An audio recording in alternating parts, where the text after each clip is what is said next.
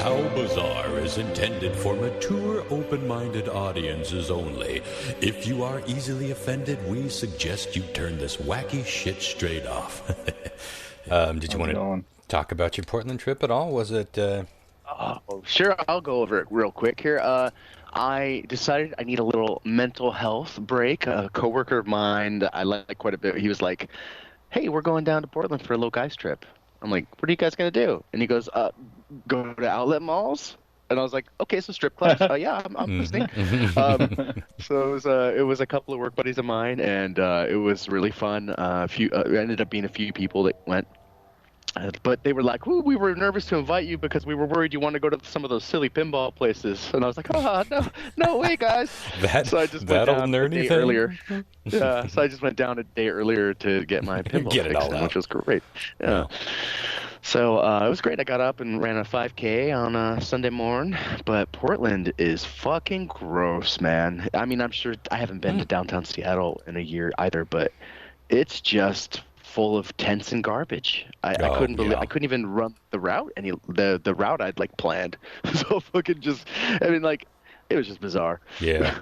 Well, it's getting worse and worse. Wenatchee's even getting a crazy homeless population. We've got tent cities popping up, and they're only expanding. Hang on, let's. Chris, you're sounding kind of rough. Is he sounding rough to you, John Mark, or is that on my end? I don't know. He sounded okay. Say something, Chris. I'm saying something. Do I sound okay? It was a little. You're digitally more than normal.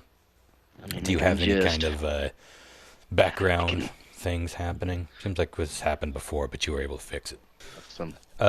So, strip clubs in Portland. What are the quality? What's the quality like? Oh, sorry, outlet malls. Oh, really good. Outlet malls are fantastic. Really, really great. Lots of merchandise. Expensive merchandise. Yeah. But, do they still really shove their titties in your face for $1 now, or is inflation made that trickier snafu? You know, it's expected that when you go, if you're going to sit at the tables, you're tipping as they're dancing. Sure. But then there's like, you know, if you're sitting out at the outside tables, they'll come and sit and talk with you and try to get you to go back and get dances. Yeah. Dances were a bit more expensive than I remember. It's been a couple of years since I've been to a strip club. Well, what kind of ballpark we talking? Like I think they were like $30 a dance, or no, $50 a dance, or 3 for $100 was kind of the what I saw everywhere. That seems pretty fair. Yeah, I guess I had a good time. But one of the guys that went down there, he was one of those guys that knew everyone, like had a guy for everything. So it was like at one point the topic he had a fixer. Oh yeah, dude. At one point the topic of even like legal sex work came up, and he's like, I know I got a Rolodex, man. What kind of girl you want? I can get her down here tonight. I was like, oh my god, well no, that's not what I'm like. I was just talking about it. We're just shooting the shit, not shooting my shit. But like, you know, at one point somebody brought up mushrooms, and I was like, oh yeah, I thought they were legal down here now. And they're like, yeah, legal but not retail yet. Like they've decriminalized or whatever. He's like, I can get you mushrooms right now. And one of the guys was like, fuck yeah, get us mushrooms. And I was like, I don't know.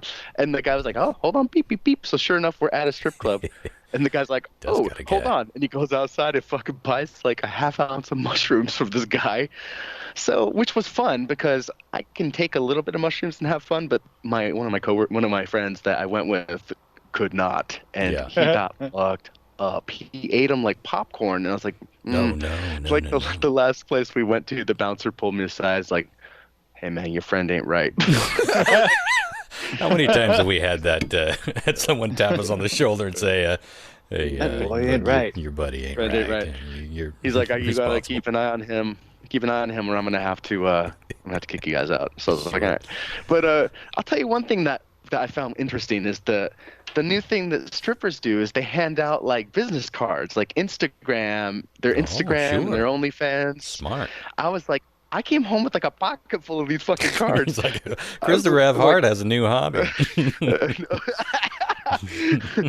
Expensive one. But yeah, all in all, great trip. Had a really nice time. So no hookering. You didn't do. No hookering. No. We talk about this quite a bit, but. Yeah, I've never hookered. I've never hookered, but I've if it was safe and legal, I probably would. I can be honest. Yeah, I don't know if I would frequent a safe and legal one any more than I do the decidedly unsafe and legal ones, which is none. But I don't know. Yeah, it's an interesting thought. Hard to say. At the same time, as far as safety and the way people fuck around these days, it's like, is it all that different? I suppose it kind of is.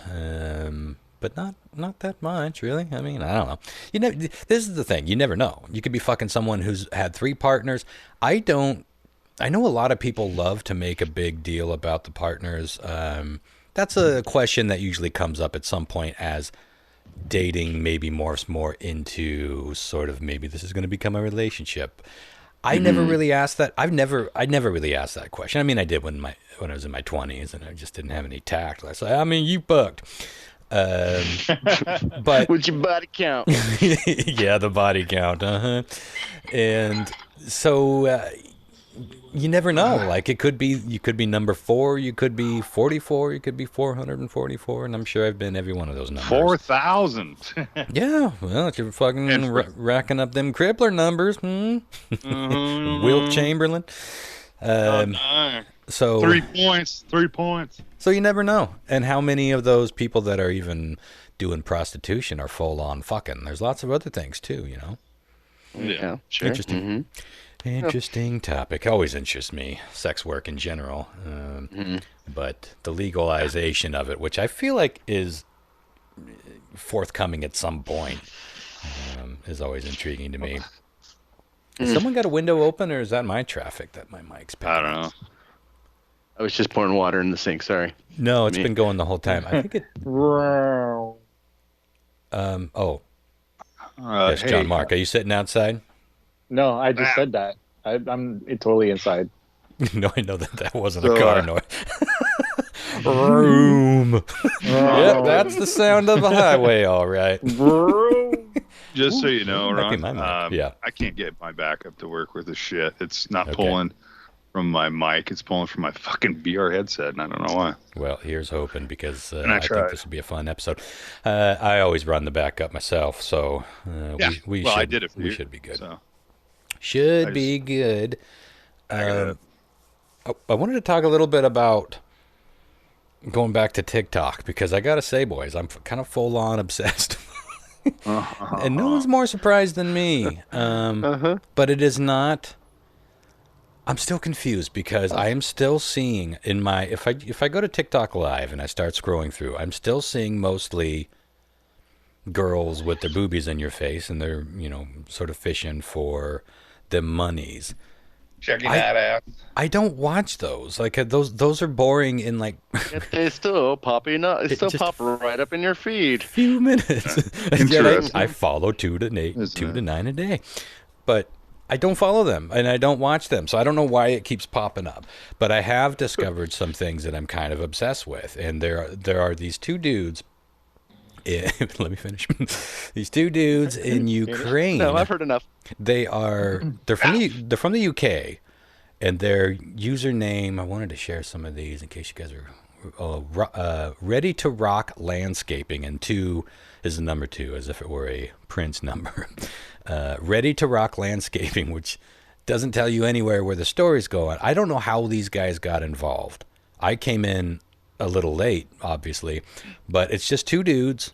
One of them sounds like he's from Ireland, the other one's from the UK, but they made it to Ukraine solely to help people get to the border, help families that are stuck. To fucking landscape. to fucking Get landscape. that retaining wall up. Like the Digging tunnels. your penance for this rescue is to hire us to handle your garden needs. But first, let me edge your lawn. If you don't get your yard bombed, we're gonna make it look sexy as fuck from the curb.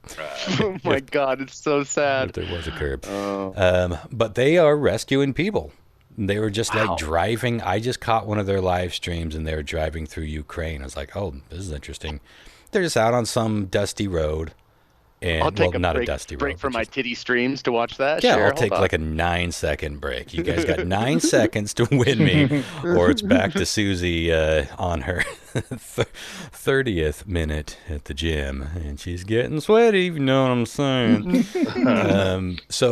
It gripped me immediately, and it was just 2 dudes like shooting the shit, but they're in Ukraine, and I'm like, well, I wonder what life is like in Ukraine, and all of a sudden you can see, you can't see them. They've got their phone probably mounted on the windshield or windscreen, as they charmingly call it. And sometimes they use like GoPros too, and then just re-edit it. Well, either way, you're seeing the road, and they're just kind of like winding their way through the countryside, and it could be anywhere. This war isn't happening like all over the place. It's one of the interesting things about it. But and then all of a sudden you come up on a roadblock, and there's nobody there, but you got to wind through it, and then there's sandbags, and then more roadblocks, and then you see a tank on the side of the road, then more roadblocks. Then they start getting real roadblocks where the guy, and this is all live, about a half hour into it, shit starts getting a little more crazy. And like everything that I stream or everything that I watch, I don't sit and watch it. I know I say this all the time. I was working on some art. At this point, I'm like full on engaged with this because it's the Ukrainian military that's at these checkpoints at this point. And they are asking, where are you going? Of course, it's in Ukraine. They had to keep saying English. And then where, just very rough, just a few weird words here and there so that they could communicate. And then they send them through.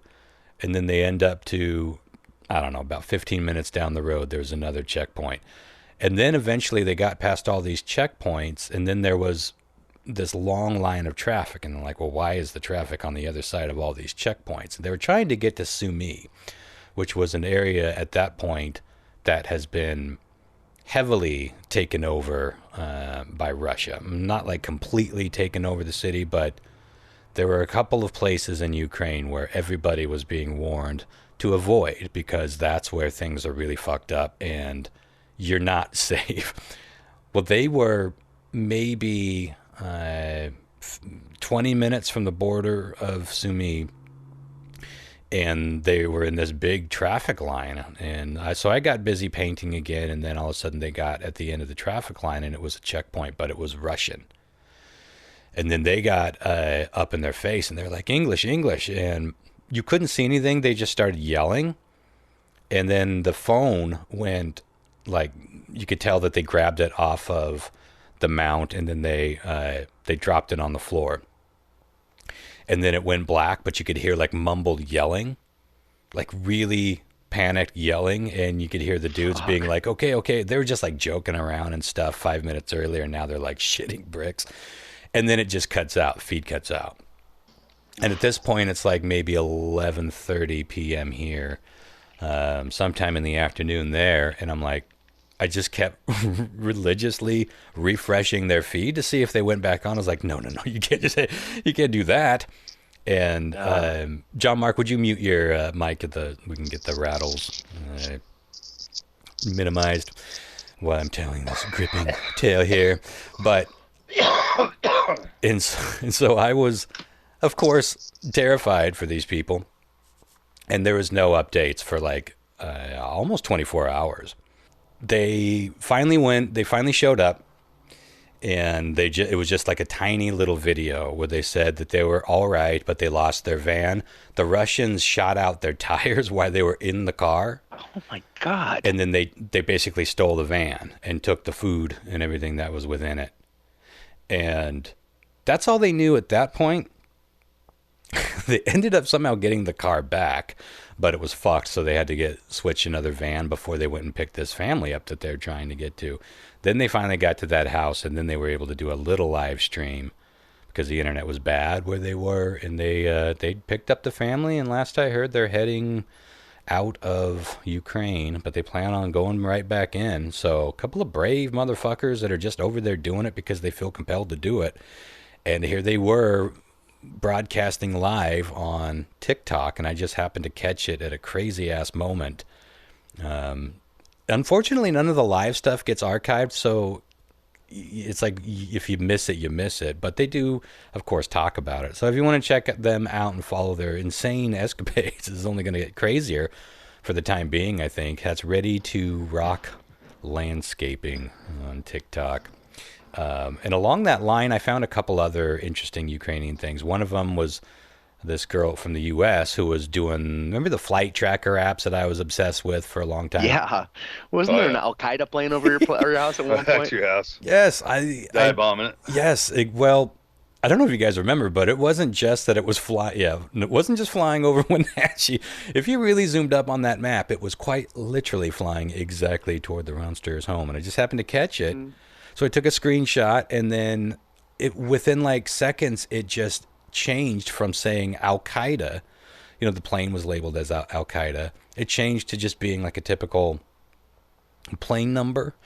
Well, this girl was seeing some interest. I have no idea what that was, by the way. I can only imagine it was just someone fucking around in the app, or someone that, I don't know, hacked into it, or maybe somebody was fucking around with...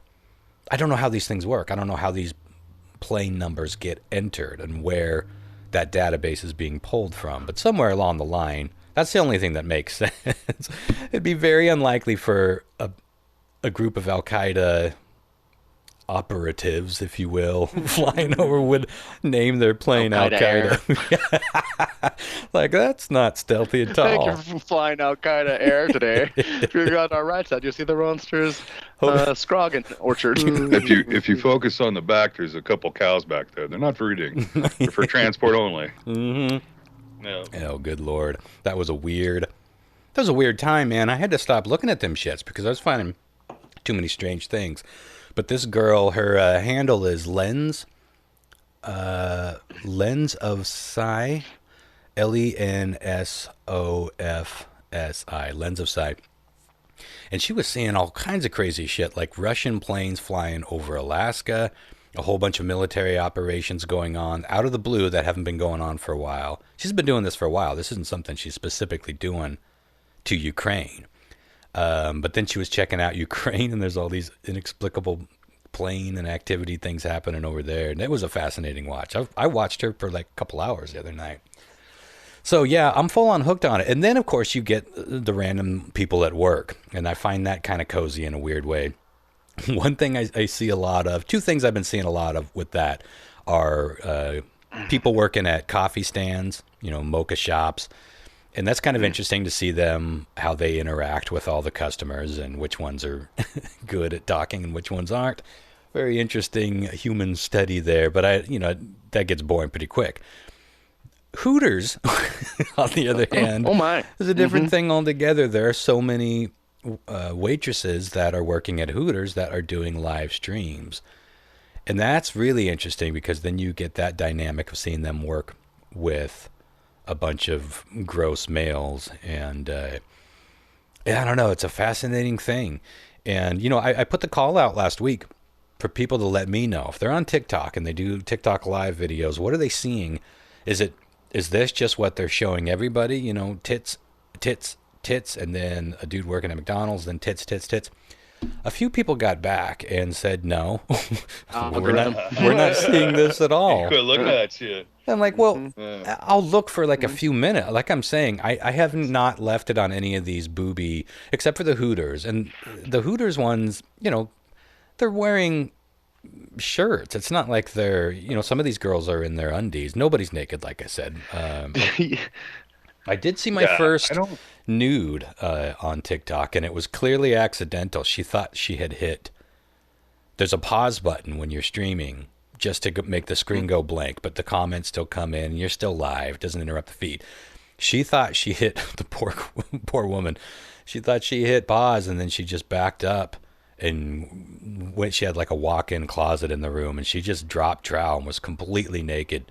Then got dressed again, then came back to her phone, and then picked it up and smiled like, I'm back. Anyways. Like, yep. You never left, baby. We saw your back and your front, and it was sad. And then all of a sudden the feed just went dead, and it's like, oh, they got her.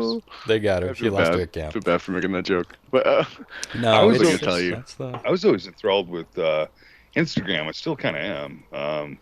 YouTube's shorts are pretty good. Mm-hmm. They're really good. They're basically just comedic stuff. You ever watch Their that? pants aren't bad either if you've ever ordered those.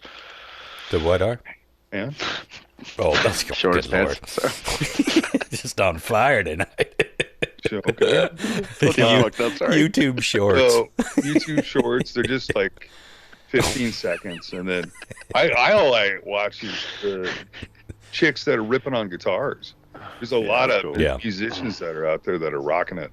And then on Instagram, there's a few really kind of funny characters out there.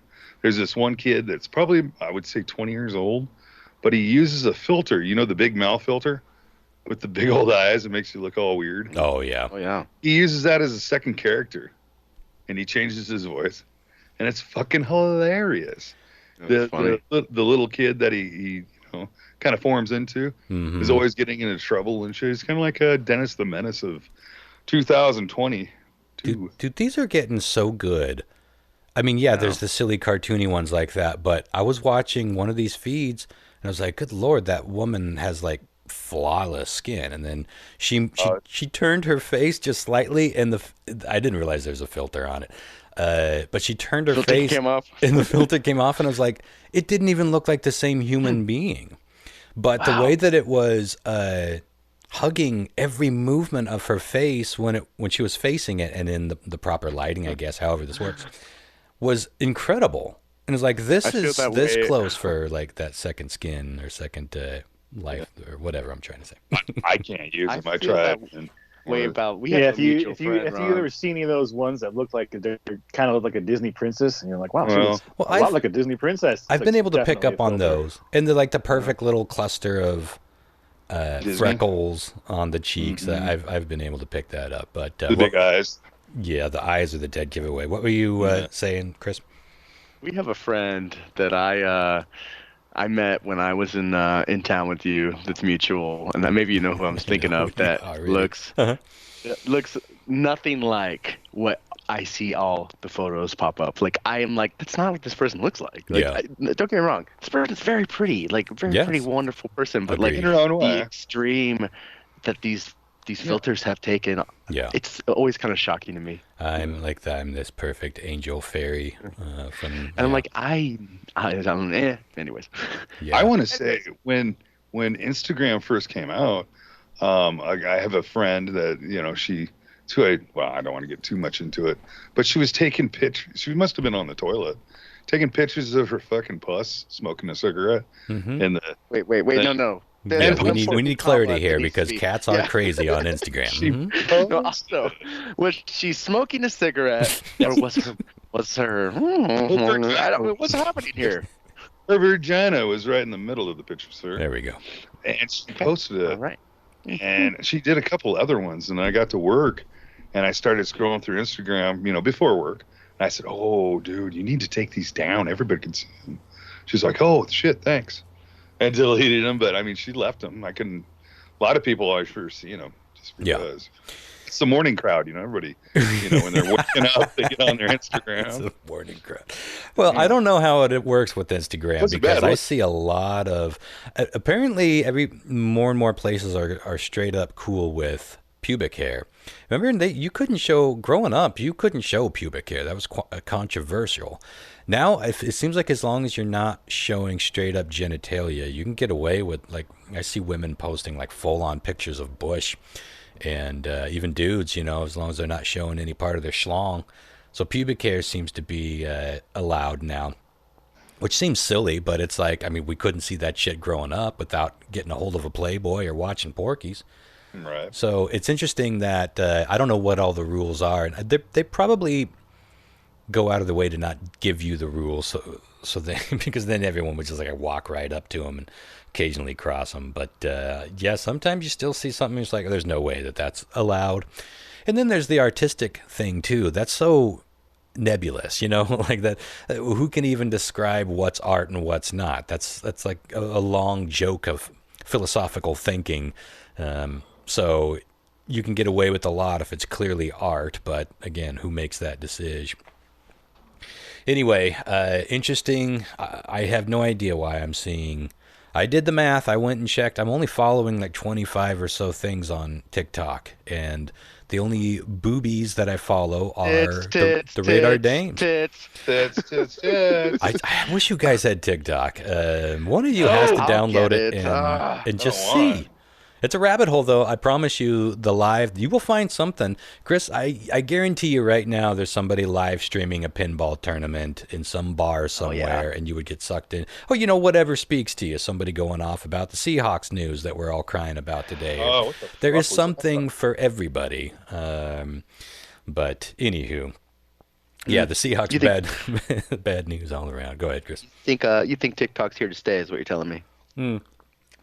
Well, I don't know, because here today, gone tomorrow. That's the technological world, but it seems pretty fucking huge. Oh, you mean for me? No. Or just in general? It feels like it feels pretty solid, but it also feels a little odd in terms of what's allowed and what's not.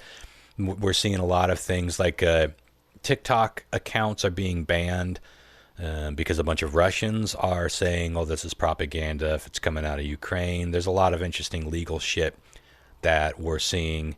And it just kind of seems like no one really knows who's running it, what's going on. So it's a little up in the air that way, and those things tend to just go away overnight. So who knows? But TikTok is pretty fucking massive, and the potential for followers there is unlike anything I've ever seen. Yeah, well, the background for Instagram was specifically to be for kind of like photographers. Mm-hmm. People want to show off stuff, because that's the realm of it. You could edit any picture and photos and stuff in it, or just upload from actually I think Lightroom, but I think YouTube's kind of more generated around the YouTubers of the world. They want to do I just did a killer video, this is how I'm going to plug it. I'm going to throw it out here on the shorts, and then hopefully somebody will click on it and go right to the video. Yeah. So well, it's interesting. And TikTok is usually a bunch of people fucking dancing to other people's music. All I saw. Or imitating it. See, that's the same thing as grabbing a guitar and trying to play it. And it's just air guitar. The only thing that I ever saw for a long time was people just mouthing lyrics to a song or dialogue from a movie and sort of kind of acting it out. Or somebody having some sort of accident with the hair curler and then going into, oh no, oh no, oh no, no, no. You guys seen these videos? Just a lot of those. Over and over and over. That's all I thought it was. And I'm shocked with how much shit is out there. You just have to dig for it. It is more like YouTube in that way. By the way, it was Facebook that ruined Instagram, if you want to call it. I kind of call it ruining it. Now it's just they're trying to do everything that literally every other social media thing does. And I thought what was special about it was its limitations. Like Twitter was in the early days. You were limited. What do you mean?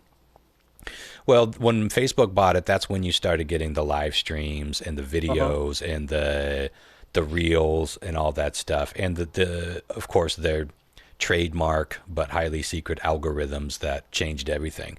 I had a lot more success with TikTok pre-Facebook buyout than I do now, even though I have almost twice as many followers. So, well, it's just the way it works when they actually feed you the videos is they kind of concentrate on how long you stay on a video.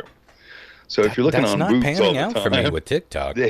They beam them back. I know you guys don't fucking believe. 5 more. Listen, if you go to some kind of I don't know, some kind of learning channel or guitar channel. Yeah, if you want to fucking learn something, Ron. That's all they're going to feed you. That's all I'm saying. Oh, those are going to feed me. No, I'm going to stick right here for 2 hours. Listen, I had it on a dude making hamburgers for 45 minutes the other night. I had it on these guys traveling through a war-torn country for at least 3 hours. Yeah, but prior. But they're still only showing me the same shit. Boobs. Like so how many? This all on your phone, I did not watch boobs on TikTok. If I want boobs, I'll go watch unclothed boobs. I had a couple things going on my laptop. TikTok on a computer is totally different. I didn't know you could even do that. Yeah, it doesn't make sense. I thought it was all app. You can't really. I mean, it's all there, but it's I don't know. I find it way more clunky. It's like Instagram is all on. You can go to Instagram.com and search, and you'll see all the accounts. It's just a little clunky and weird. It's a bitch, if you want to ever post anything. Mm-hmm. We all have Photoshop. We all have Lightroom. It's like when you go in there to use it, you have to do your thing and break it down. have it rendered to a small size, and then you have to go into your development tools, which is in your top right. It'll come down, and that'll make this is Lyle's YouTube channel. Well, no, it'll make the website turn into basically what your phone looks like, and then you go to upload, and you just upload it from your computer. It's easy, but it's just kind of a pain in the ass workaround. Yeah, it's just not designed for it, but it works. Most apps do have some sort of online version. But anywho, I don't know. Chris, you sound like you're willing to download TikTok, so your homework between now and next episode is give it a whirl. I think you're going to get, I think you'll be surprised. If you give it a shot and really just flip through. But mostly I'm just dying to know what you see when you're flipping through. I'm curious. With the boobs. Like, what do I got to do to get the boobs to go away? Not that I care. Because is it just the live you're doing, or are you going through like pre-recorded shit? I don't really watch the pre-recorded stuff nearly as much. I go straight to live when I pull it up and see what's on. Right. And they absolutely, I mean, Lyle's right, and I knew this. They watch what you watch. So I will see some of the same channels coming up. But as far as the content, it's still just mostly women just sitting in a hot tub staring. It's so funny how few of them are really even doing anything. They're just like sitting there racking up the box. But one of the things that Lyle said sparked my memory. I can't recall if you saw the Social Dilemma movie that came out, the documentary. I don't think I watched it, but I heard a lot about it. I really think you should pop it on while you're doing your next piece, because there was something that was in that stays with me, and it was trying to show you how Facebook like analyzes your behavior when you're on your phone, and what it did was it used that like an analogy of having 3 engineers watching your every move, and at one point it was like watching this guy scroll through his feed, and this picture of this girl he liked popped up, and he stayed on for a sec, and they're like, oh, he's staying on it for 2.5 seconds, and then he goes to scroll past it and stops and scrolls back up to it, and he goes, oh, we've got a fish. He came back to the photo, and then like he did a triple, because you've done that before, where you've seen something like, I want to check that one more time, and it analyzes that behavior to dictate what to show you. Yeah. I always wonder how that people you might know thing works. Like, is that other people looking at your photo a lot? I wonder too. Yeah, it's like it's gotta be at least one part of that equation. I don't know what the rest is, but I think we all notice we often see the same people pop up for a while in the About You, and then if you click on them, like, oh, who's that? I wonder got around higher, or is that dude I went to high school with?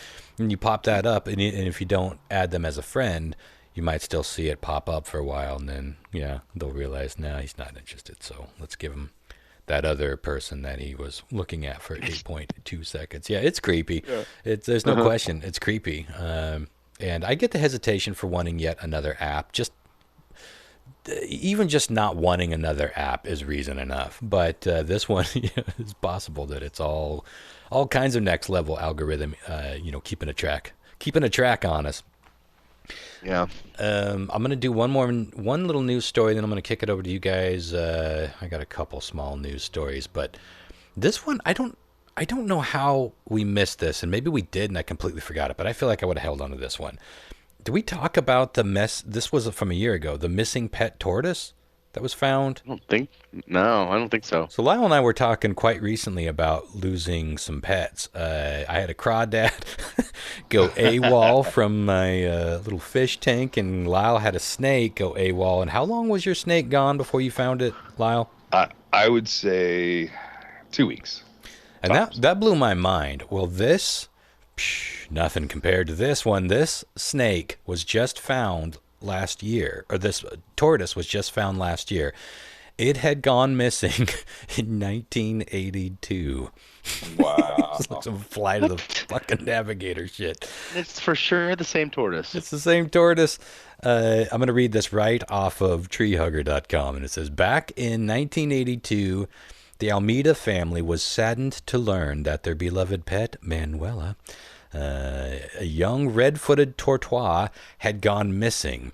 Their house was under renovation at the time, so the family just assumed that the slow-moving animal had slipped out through a gate that was left open by the construction crew, disappearing into the night forest air near their home in Brazil.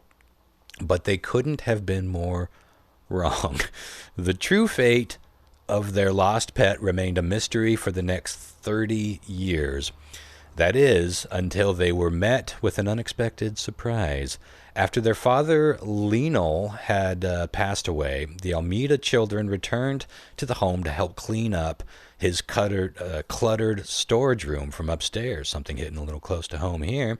But as it turns out, Lionel was somewhat of a hoarder, so the room was jam-packed with things that he had found on the street, like broken TVs and furniture.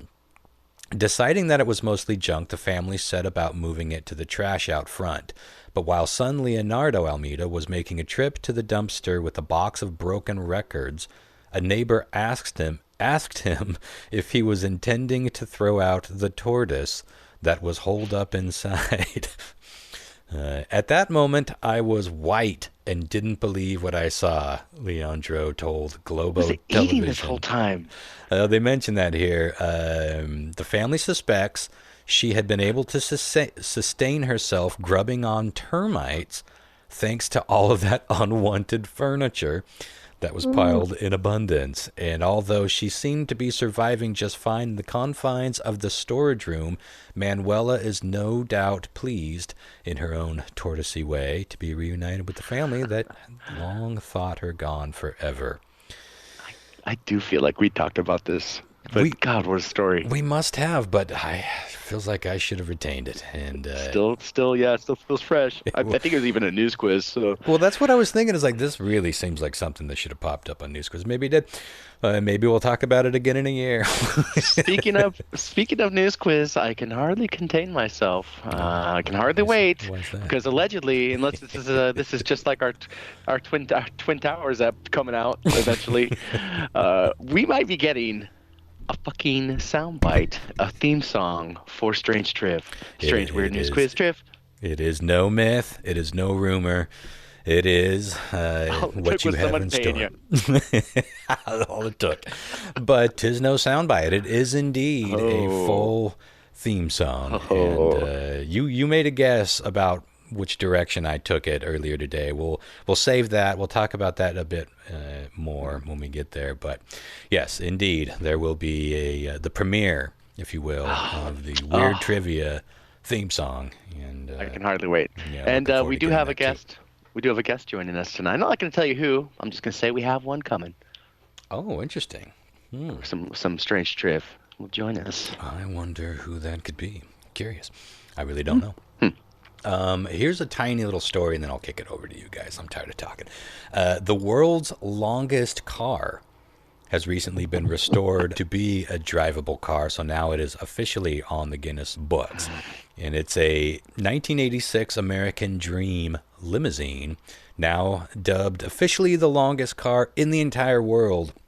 I thought I'd let you guys take a quick guess how long you think it is. What's the length? 20 feet. 20 feet. Christopher, that could have hauled Christopher's. Yeah, my Lonnie. Wait, give me the 21 feet. Sorry, I was messaging our guest to secure the time still. Could you give me the quick premise again? How long is the what? Yeah, the longest car in the world, as recently recognized by Guinness. How long do you think that car is? Longest car. American Dream limousine. That was modified. It's a limo. It's completely modified, custom, 100% custom. I'm going to say like 50 feet. 50 feet. All right. John Mark, what do you think? 85. Whoa. Ooh, what kind of long streets are you guys driving on? Hey, listen, he was off on the short side. It's 100 damn feet long, son. Oh, my God. How many straight streets I got to ride on? That's over 3 fucking telephone poles stacked end on end. It just goes from one end of a runway to the other, and it just goes forward and then reverse, forward and then reverse. Yeah, wow. It's a fucking train car. The tail is in one block, and the head is in another block.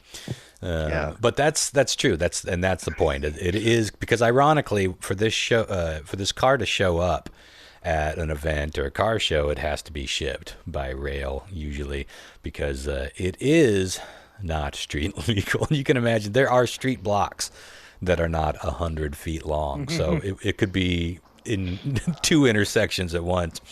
And certainly couldn't make many corner turns anyway. So anyway, thought that was interesting. Crazy to see this fucking car. It's the most ridiculous thing you've ever seen. Very American.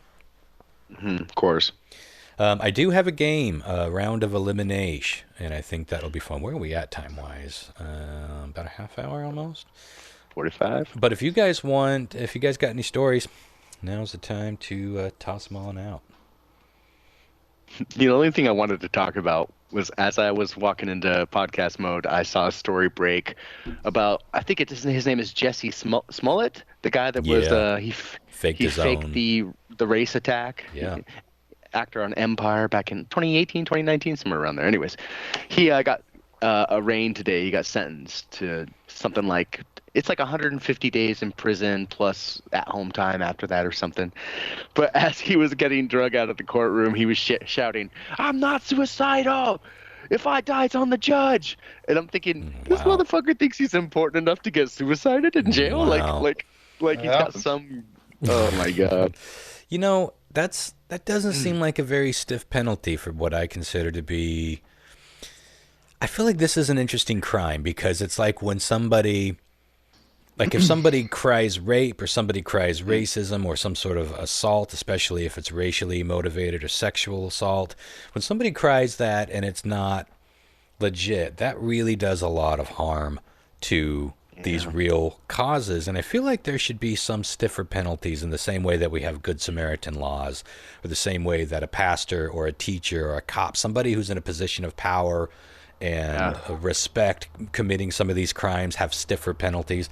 I think that this is a very fucked up and dangerous type of crime. Let me ask a question.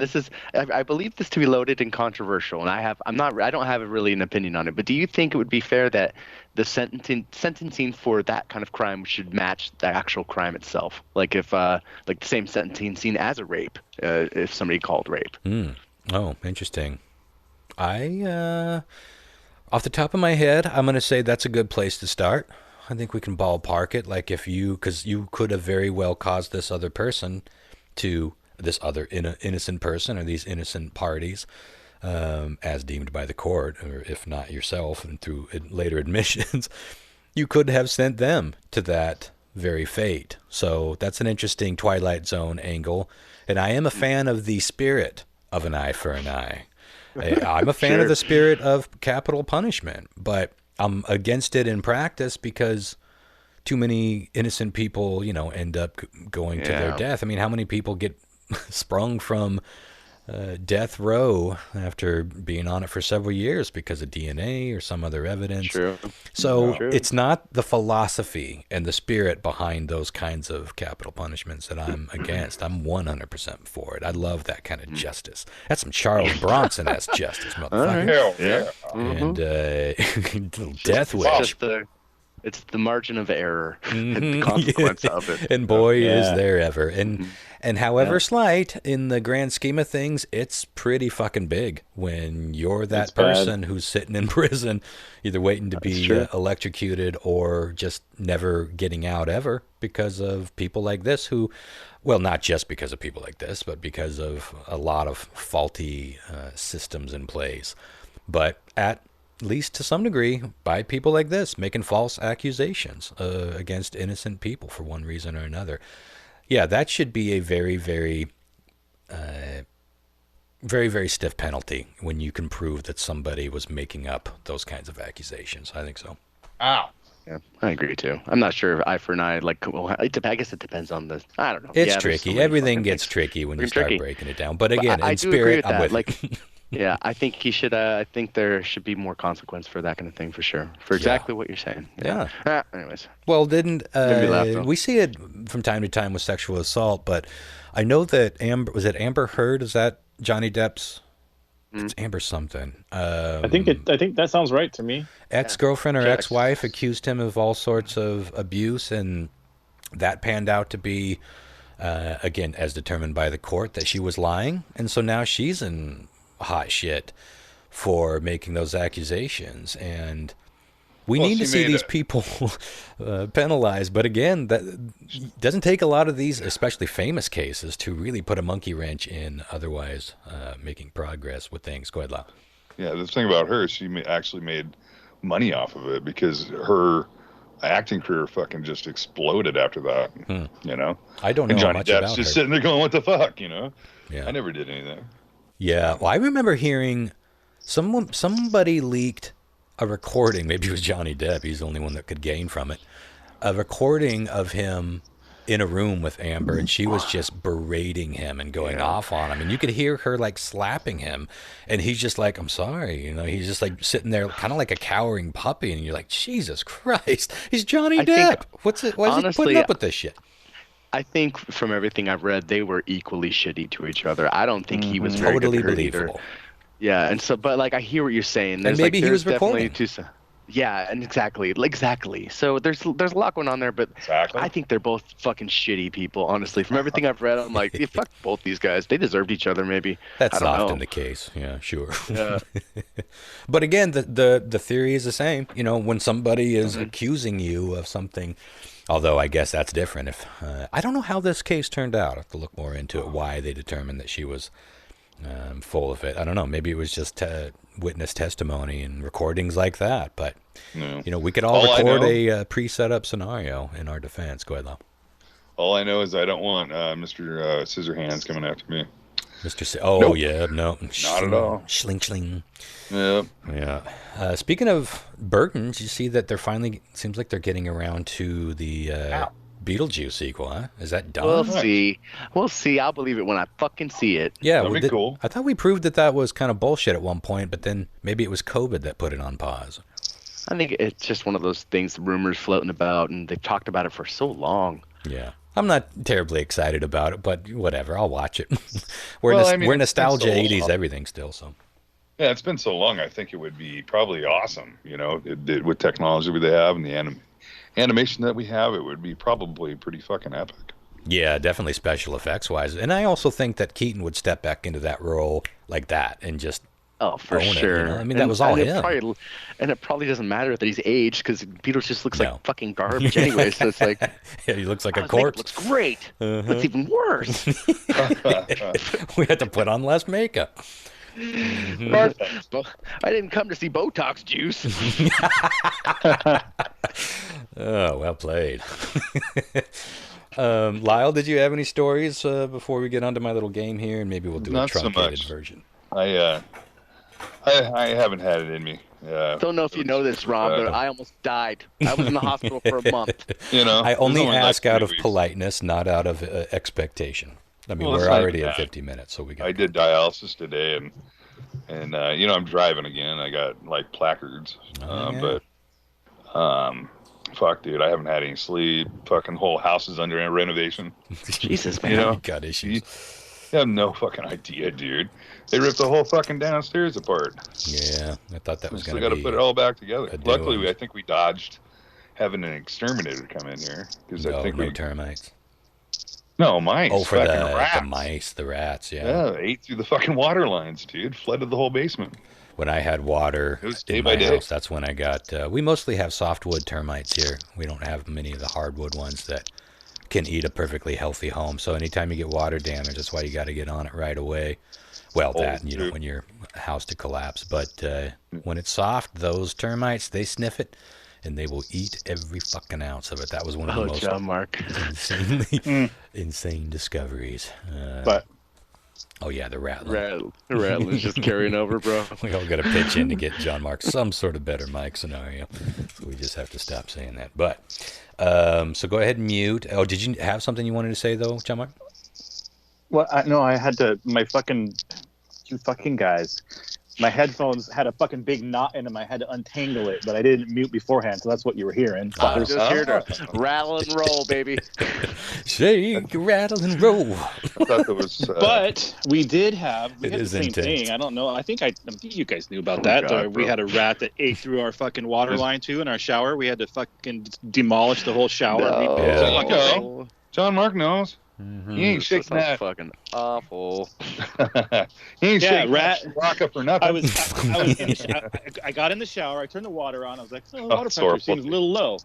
And there was like a weird kind of sound. I was like, that's a weird sound. Like, why is the water pressure? That sounds like outdoors. So I turned it off and I turned it back on. I was like, yeah, it definitely sounds weird. And I was like, hey, Jen, can you come here and check this out? And she starts walking out from the living room. She's like, why is there water coming out from beneath the wall? Oh God. And, why are the lights dim? Honey? Yeah, so a fucking rat had chewed through our PEX tubing and inside the wall. And so when I turned the water on, it just like shot into the space between the sheetrock and the stuff, and it was coming out from underneath. So we had to demolish the fucking top half of the shower and put in a whole new line, a new thing, and then like re-tile the whole thing. Yeah, Ain't it fun to own a house? Well, the thing is like if you have mice and you put out rat poison and shit like that, the first thing it gives them an unquenchable thirst, and that's why they dig. Got a taste for meat now. No, that PEX is easy to bite through for a mouse tooth, so they go for those fucking PEX pipes first. It's fucking horrible. Takes them a little while. We heard that thing gnawing on that for a long time. We're like, what's it doing up there? What's going on? Probably look into that. And we found out. Yeah. We fucked around and found out. Oh boy, was it ever! Around and we found out. Yeah, fuck you good. That's for sure. Well, let's do a quick little round of elimination here because and then we will get our guest on. I'm very excited. This one, I think, as I like to call it, find out how stupid the boys are. Well, I think you're going to have a good time with this one. I got a new song to make. Find out how dumb you are. Now, this is the most popular, according to the public voting on Ranker, of course, the most popular cartoons of the 80s and 90s. Now, these are TV shows, not movies. Yeah, I'll be surprised if you guys don't do pretty well with this. Now, a lot of these would be like considered Saturday morning classics, but they're all over the map. A lot of after-school stuff that came on like the Cartoon Networks, and it's kind of hard to remember some of the origins for some of these, when they actually first aired and when you caught it in rerun. I would say that they're mostly toward the late 80s and early 90s, but there are some classics in there too. And I think that's enough. And I thought since Lyle was our big winner last week's Weird Triv, I'm going to start with him. He's going to guess first. Then we'll go to Chris, and then we'll end with John Mark. And we are looking for the top 25. Ooh. Obviously, number 25 is worth a point, and number 1 is worth 25 points. I think you guys are going to do well with this. We'll see. I'll keep an eye on the clock. And 80s and early 90s. They don't go past early 90s. I'm going to say G.I. Joe, baby. G.I. Joe. Well, you were at the very end of the spectrum, but unfortunately it was the low one. That is number 25, but you're on the board with a 1. And you know what? You know what they say at the end of that, right? Knowing is half the battle. Damn right. Let's go. Well, getting 1 point is less than half the battle. You got a ways to go here, but let's see. Anybody's game. Chris? In my mind, I'm winning. That's all that matters. We are. You absolutely are. Right. What is this? The top 25 cartoons, animated series? What's going on? Yeah, cartoons. Cartoons of the 80s and 90s. Yeah, TV cartoons, not movies. Okay, right. And G.I. Joe is off the list. Go ahead. I'm going to go with He-Man. He-Man and the Masters of the Universe. They're on here. Where I have the power. He-Man. He-Man, that's a good one. Coming in at 14, which gives you 12 points. Very nice. Right. You want to hear a fun fact? Sure. Fun fact is that they made the whole animated series before they even made the figures. yeah, that's right. I remember seeing that on that the Toys That Made Us show. It was a fascinating lesson. Okay, John Mark. Transformers. Ooh, Transformers, more than meets the eye. Good guess. Put you in the lead with 15 because that was number 11. All right, Lyle, you need to get back in it here. I got you back on this one. Okay. How about Teenage Mutant Ninja Turtles? Oh, shit, son. Oh, that's a good one. That gets you to 25 because that was number 2. Yeah, nice. Good guess. Mm-hmm. Not bad. A decided lead now. Oh my God! All right, Christopher. Number 1 is still there, and number 1 surprised me, but it's definitely it makes a certain sense. I'm really hoping that I'm not going too early here. Like, how late into the 90s are we talking? I think that we get up maybe to the mid 90s. I would guess, I'm but gonna go The Simpsons. The there you go. Simpsons is not on this list. Oh, Isn't that interesting? What? Whoa, whoa, Isn't that interesting? Not in the top 25 anyway. Wow. Okay. Maybe it doesn't count because it's still going. Yeah, I guess. I don't know. Yeah. Or it's not a kids show. I think that's probably more to do with it. it. We don't. I even honestly didn't think of that. And of course, The Simpsons is a cartoon, but you know, it wasn't like a Saturday morning cartoon. It wasn't like. It's kind of a different thing. So I would have understood it being on the list and would have accepted it totally, but it didn't jump out at me. I'll allow it. Good guess though, but unfortunately a whiff on that round. So John Mark, back to you. Fuck, man. Teenage Mutant Ninja Turtles, heroes and a half. So we've kind of got the big three out of the way, big four out of the way. Well, you know, Really? I know there's number one and but it's like those are the big ones that I remember, right? Oh, gotcha. So I'm just trying to think of. Only one of the top 10 has been selected at this point. Oh, there's one you know. Fuck. John Mark, there's. Well. Yeah, don't give him no hints, bro. That'll come back to bite you in the ass. Baby. Where are you leaning, John Mark? Scooby-Doo. Oh, I said Scooby-Doo. Scooby-Doo is number 3. Ruby Puts you Rhodes. back in the lead. Wow. With 23 points, that is... I did not expect that. 38 now you have to Lyle's 25. I almost thought it wouldn't even be on there, to be honest. Oh, no. That's what I said. Oh, there aren't a ton no. of like the classics, but yeah, absolutely. Scooby-Doo's pretty universal too, and I think the movies, and it just exists everywhere. You still see Scooby-Doo on everything, even if there's no like Scooby-Doo shit in the theaters or on TV. It's just it's an enduring character, enduring franchise. Okay, Lyle, back to you in second Do place. you have with anything 25. from the early 80s? Yeah, there's a few. From space? I'm not going to give you any more clues. Yeah, no kidding. Any involving guys with mustaches? Maybe. I see, and that's why I think I hit my head and had a stroke because I had that in my head the whole time, and now I can't remember what it was. Starship Battle. I've never heard of that. Well, then we won't go with that. Hey, how about Kate? We got to hit the other feminine side of it. How about Feminine. Care Bears? I've never watched Care Bears. The Care Bears, not on this list, but a pretty good guess. Okay, that takes us. That gives Christopher an opportunity here, especially if John Mark's whiffs one.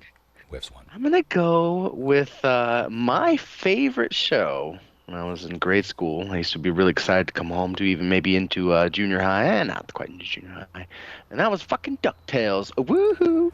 Ding, ding, ding, dong, motherfucker. yeah. That is answer number 1 with a bullet. Nice. Yes. Wow. Woo! Really? Really now? I was kind of surprised too, but again, that's why I was trying to steer you toward, like, I think a lot of these in like the heart of the top 10 might be closer to late 80s, early 90s. But that shit was inescapable. I mean, DuckTales was everywhere, so I buy that, and I loved it. I think it's a great show.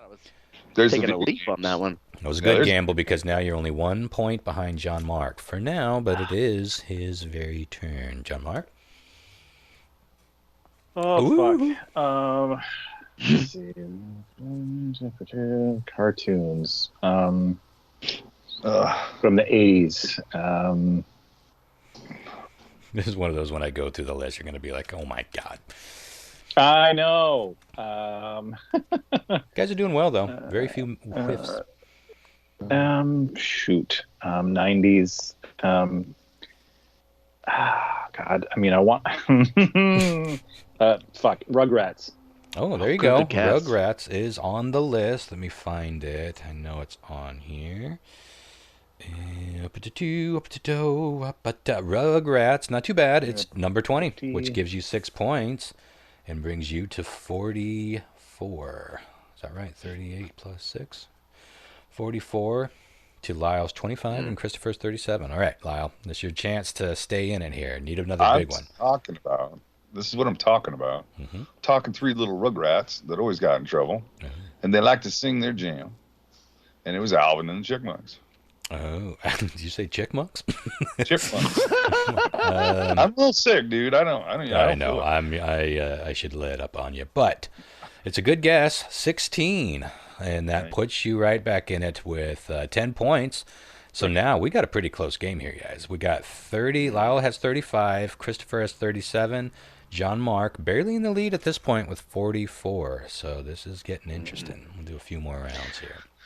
I'm going to go right off the heels of DuckTales and go into another show I liked in that same era called Chippendales Rescue Rangers. Chippendales! Rescue Rangers, when there's danger, never fears when there's... Well, take me there. That had a fun NES game. So did DuckTales. All those Disney shows had great NES games. Super fun. And a solid guess, because that was number 10. Right. That gives you 16 points, which puts you at, let's see. Math is hard. Puts you to 53. And so, John Mark, you're still at 44. I'll tell you this. 1, 2, 3, 4, 5, 6. No less than 6 of the top 10 are still on the board. I still got ideas. Let's do this.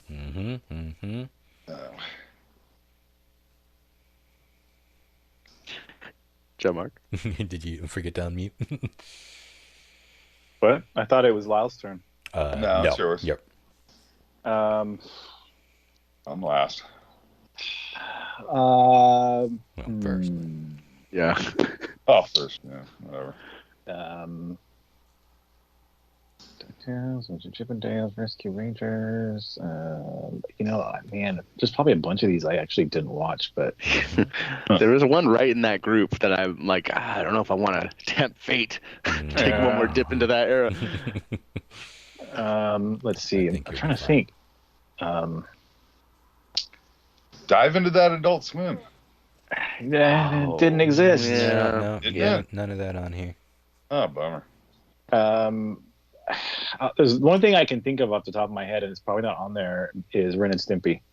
Yeah, great guess. Not a bad guess, but no, not on this list. I think people were thinking more like traditional, more kids shows, type cartoony. But there are a couple on here that I think were very groundbreaking in terms of like maybe changing the tone, if you will. I'll give you that little bit of a clue. That might not help a whole bunch, but it will if you get it. All right, huge opportunity for both you and Christopher here, because that was a key whiff from John Mark. So Lyle, you need another one. I'm going to say, Bobby, it was in the 90s when old propane started to make its way up. I'm going to go with Bobby. Quit it. King of the Hill. Dang it, Bobby. No, damn it, Bobby. Again, the more primetime ones. Chart lies. Really didn't it's a fucking forbidden lie. Yeah, not on this in the list 90s. anyway. Man, yeah, they were 90s show for sure. That all is right. brutal. Back to you, Chris. Okay, I'm torn between two answers here. Now that Lyle's didn't work out, though. Can you hear me? Yeah. You're cutting up a little bit again, but maybe we'll look into that at the break. But we're almost done with the game. Anyways, sorry. Okay, can you hear me now? Yep. Excellent. I gotta go with my all-time favorite cartoon as a kid, which is motherfucking Thundercats. I know it's probably not high on the list, but it's gotta be on the list. Oh, you were wrong to say it's not high. That's number 7. That's a good guess. That just might about seal it. We'll give it a couple more rounds to see, but that was worth 19 points. So that takes you to... Right, bitch. Let's see. Down to paradise. 72. Yeah, you're killing this now. I'm a daddy, you guys. But again, there are. I'm gonna give you guys a couple more chances here, because there are 1, 2, 3, 4, 5. Still 5 very well known. Well, these are all well known. There's no cartoons on this list. It's like, what the fuck even is that? But the ones in the top 10 are very well known, and they were huge shows. So that brings us to John Mark. It's just, what can you remember from Yeah, I'm 40 surprised years ago? you're stumped on this one as much as you are. I think once you get going in a particular path, you might be off to the races, but we're running out of time here, so we'll see. Got more? Bam, bam. Yeah, see, the ones that I watched and the ones I remember, I don't know if they're going to be on this fucking list, man. Well, say. So I'm going to say Mask. That was cool. Oh, interesting. I forgot about that one. No, killer show. That's not on the list. I wouldn't be surprised if that was somewhere between like 26 and 30. Well, no, what was funny was a popular cartoon. Well, there were kind of like the janky version of the Transformers. So that, like, when I was a kid, that's that was GoBots. They were even. Well, it might have been GoBots. Yeah, those GoBots were first. Mask is killer. But Mask had some awesome toys. That was a cool toy line. A bunch of those toys. For sure. Good guess, but not on the list. All right, great opportunity for Lyle to get. Okay, mine's going to be quick and easy. Okay. And I can't imagine it not being on the list. We'll see. Yeah. So once I finally got that hack on that Fire Stick, it allowed me to have Boomerang, so I was able to dial back. And I think the best cartoons, which I love the most, were the Looney Tunes, baby. Ooh. Well, you know, it was in the 70s, I know, but it rolled out in the 80s, but it also still rolled out. Looney Tunes goes way back to the fucking 40s. Not on the list. This was interesting because I thought Looney Tunes in general would be on the list too. But what I think happened was there was all these individual franchises that later got encapsulated into like a greatest of, and that's what Looney Tunes was. So maybe that's why it was disseminated on this list in such a pattern. But that'll give you some guesses. Not so much as that. Is it also like a lot of those characters kind of went on their own. Well, yeah, that's what I'm saying. Or started on their own, and they were never really part of, any kind of... a lot of these were shown before movies back in the day. Yeah. For the idea of Saturday morning or even TV. These cartoons predated television. So which is fucking bananas. Awesome. We didn't know that when we were kids. We were just watching funny fucking hilarity. Like a Pluto smashing spinach. Spinach. Smash that spinach. All right. Let me ask you a question, Ron. Yes. And you can choose not to answer this. It might not be fair, but sure. Are there any cartoons on this list that might be like not necessarily adult in nature, but maybe meant for like 12, 13-year-olds ish? Yeah, for sure. Anything? God. Okay. 12, 13. Or we're digging through the woods and finding porns and fucking trees. That was that awkward stage when you start putting down your toys and start picking up toys. Just like, I'm going to, this may be a whiff, and I realize that, but I'm going to go with Beavis and Butthead. You already said it. No Beavis and Butthead. Not on this list. I don't think anyone said it. No, that's who I thought he was. It's not. No. All right, fuck. Yeah, so that's a whiff, and it looks like no one else is moving on the needle, but let's give it one more round and see what happens. Okay. All right. We'll go all the way through. John Mark, that means you get 2 more guesses, so give us your best shot right here. You need one of these. You and Lyle need one of these top 10, of which there are still 5. The Smurfs. Ooh, yeah. There you go. That's not as high as it should be, but that's on there at 19, which gives you 7, which brings you to 51 to Christopher's 72. So, yeah, you're not out of it if you get another, because you're going to have another shot at it at least. All right, Lyle, you need a big in here. You need number 4 with the bullet. Yeah, that was hot. Sorry about that. I'm laying back in my chair, trying to keep my feet up from the swelling. From dialysis. I'm going to go with one that might be sketchy enough to say it was maybe in the later 90s, but I'm going to go with Teen Titans. Ooh, yeah. Teen Titans, not on this list. Damn. That was a good guess. I think there are a few things on this list that kind of reminiscent of that, but no. Well, things are going to be tough for you, but let's see what happens here. Let's give Chris one more shot at maybe cinching this like a wiener in a zipper. Yep. Okay, for my last guess, I'm going to go with the Animaniacs. Oh, I think that'll just about do it, because that is number fucking 4. Sorry, 5. Still, 21 points. That puts you in triple digits, unless I miss my math, and I think I do. 3 plus 1 brings us to a 9er. Right. You can do it. You got 103. 103, son. Let's give John Mark one more chance because we told him he can't possibly catch up at this point, but we told him we'd give him another answer. Number 4 still on the board. If you can. Can I give him hints? If you want, this is all for bullshit anyway. Yeah, for like maybe Garfield. What? Garfield was a good animated. Garfield is on the list. I loved that show, Garfield and Friends. Yeah. Are we just shouting out answers now? That's Come number on. 16. Is that where we're at? But let John Mark take one more guess here first, and I'll just go through the list. Jason, the Wheeled Warriors. Shockingly not on this list. I was surprised just as much as you. First time I've ever heard that. All right, if you guys want to take a few more shouts out before I start listening, go ahead. Voltron. Robotech. Voltron. Yeah. No, all good guesses. Robotech. Not on the list. How about Tailspin? There you go. See, I thought you were going to get all of the...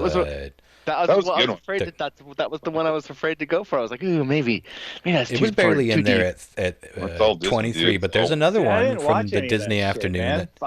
There's another one from the Disney Afternoon you guys didn't guess.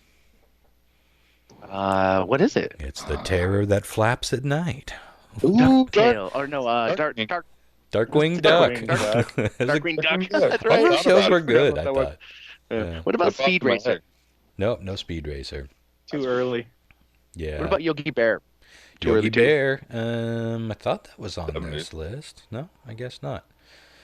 Okay, let me quickly go through what's missing. 24. Kind of surprised no one got here. One of my very favorites as a kid, Muppet Babies. Muppet Babies. There's a new Muppet Babies on now, too. Hell. That fucking show's great. You can't convince me otherwise. You got Tailspin. 22 was The Real Ghostbusters, and it's funny how there was a fake Ghostbusters, and then they had to do a real Ghostbusters. 21 is Gargoyles, not one I was familiar with. Oh, yeah, I watched Gargoyles. Yeah, it was more of a Disney thing. 17 was X-Men, the animated series. Oh, yeah, I love that. Surprised that didn't come up. 15 was Wile E. Coyote and the Roadrunner. That might have been a later version of it, that they were doing a lot of 90s, like Daffy Duck had a new show, and so, yeah, that might have been where that came from. Darkwing Duck at 13. Another one I was shocked didn't come up. 12 is Batman, the animated series. An amazing show, and one that I think was incredibly groundbreaking. Yeah, the voice in that he went on to do all the video games later on. They were great. The Arkham Asylum games. Kevin Kent? No, Kevin Conrad? Conrad. I think it's Conrad. Yeah. Conroy, something like that. Conroy, yeah. But yeah, and the Joker was, of course, Mark Hamill. It was amazing. That was kind of the first time you really saw that kind of a tone change in the cartoon version of the comic books. The movies were already getting darker, but it was very film noir, very strange style, squared chins and all. But so good though. Yeah, really good. 9 was the Jetsons. I thought that's where Lyle was headed at one point. I thought that was too early. I thought Me too. Well, the 70s. The Jetsons was still there were 60s? New Jetsons happening in the 80s, but yeah, that goes all the way back to the 60s. That was on when Flintstones was on. They were like that was the joke. It was like you had Flintstones in the cave era, and then you had the Jetsons in the space age. Number 8 was an odd one, Inspector Gadget. Oh yeah. And then I love that show. Number 6, Pinky and the Brain. Oh yeah. And number 4, very popular, Tiny Toon Adventures. Tiny Toons? Give me a quick. Are you thinking what I'm thinking, Ron? What am I thinking? Tiny Toons? It's a Pinky and the Brain Are you thing. thinking Come on. what I'm thinking? What I'm. I never watched Pinky and the Brain. It's one of those things. Right. I only saw clips. John, give me a. Are you thinking what I'm thinking? Pinky, are you thinking what I'm thinking? It's like an Igor voice. No, right? If Jimmy cracks corn and nobody cares, why does he keep on doing it? Thank Sorry, you, I ladies was and going to gentlemen. concert. Ladies and gentlemen, spontaneous cartoon theater on How Bizarre. Sorry. That's like the one quote I can't ever get out of my brain from Pinky and the Brain. Oh, that's funny. Those good voices. Sorry. Well, congratulations, Chris. You smashed that fucking Thank you. competition's ass. 103. These games don't usually go anywhere near those numbers. So, Nope. Triple dig. yeah, I thought you'd do well with it. Well, this motherfucker needs something to drink, something to light my stogie with, a quick pee, and then we can get on to Weird Shriv. Are you going to have our guest ready when I get back, or are you going to wait to do that? I'm going to go pee too, so I'll do it when we get back. Wait till we're all on. All right. 2 and 2. I've done so much mudding and taping in my life. I could probably be a pro. Well, I think they have to. I think they have to recarpet both bedrooms down there. That type of work is in high demand right now, Ron. Put in laminate flooring. It's true. Yeah, you don't have to build little dioramas to make rent. You could go do a trade. You could build a house. But what fun would that Hey, be? I just sold a diorama today. That's pretty cool. They're beautiful. They really are, man. Yeah, they're definitely not paying the rent, but they're paying bills. You know what people are. Will you do one just under just a suggestion? Because what I would like to see, you remember Creep Show? Mm-hmm. Do a pedestal, just like it would be like, on the street, on the road, and then have where it has the key mark, have it that arm with the skeleton fingers and like some weird creepy shit. I'm sure it'd sell pretty fast. I do that. I take commissions. It'd be dope. I am starting to get commissions for my little signs and sculptures, which is pretty exciting. Oh, for sure. People want them. It's a pretty easy thing to personalize. Oh my goodness! I was just wondering who's going to join us, and there's her face. Hi. Hey there. Further ado, our lovely guest tonight, the wonderful TJ. Hello. It's good to see you. We don't ever show our faces, but it's wonderful to see yours. Okay. Well, if the video's eating up bandwidth, I can turn it off. Yeah, go ahead and turn it off. It was nice to see you, but it will hog some of the bandwidth. So. Okay. But this is exciting. You were the first person that came to my mind that would be joining us tonight. And we've wanted this to happen for a while, so I'm glad you guys you snuck behind me and got together. Christopher's sneaky that way. I'm super excited to be here. Mm-hmm. Well, before we officially kick this off, Oh, God. I worked this last week to come up with a jingle. Now, Christopher asked if it was a rework of my country song, and it's like, well, that's not a bad guess, but that would be more for me.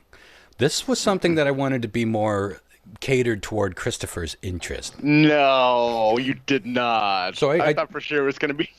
Okay. No, this had to be your theme. So hold on a sec. Let me get in the... I'm sorry. I was in a different mindset for that. So I was like, I got my dukes up because there's going to be some hard-hitting shit. But now I'm going to light a joint. I'm going to lean back and just, enjoy this. Yeah. Oh, no. This is your theme. Okay. If anyone takes it in the ass, it's me. But it's a catchy little ditty, and I think it'll work for our intended purpose. Are you ready here? Hit me. It's Weird Trivia with Christopher F. Hart, a man from Florida who thinks square shit in nature. Don't get me started with goddamn brown hair. It's Weird Trivia that might get Christopher fired.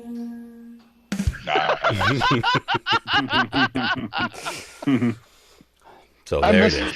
Oh, my God. I tried to do an emo too. I sped up my voice because I thought it would make it a little more nasally. Oh my God, you're so funny. Oh, thank you, sir. I am flattered. I don't think that man's money went to waste one bit. I am looking forward to hearing that during every podcast, to be honest. Oh, you will. Thank you, sir. Absolutely. I gotta hear it. You need to email that to me so I can play it through.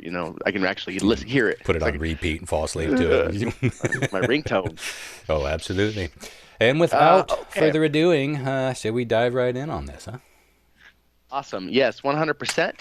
As usual, we're taking comments straight from Facebook for people to be entered into play for Strange Triv.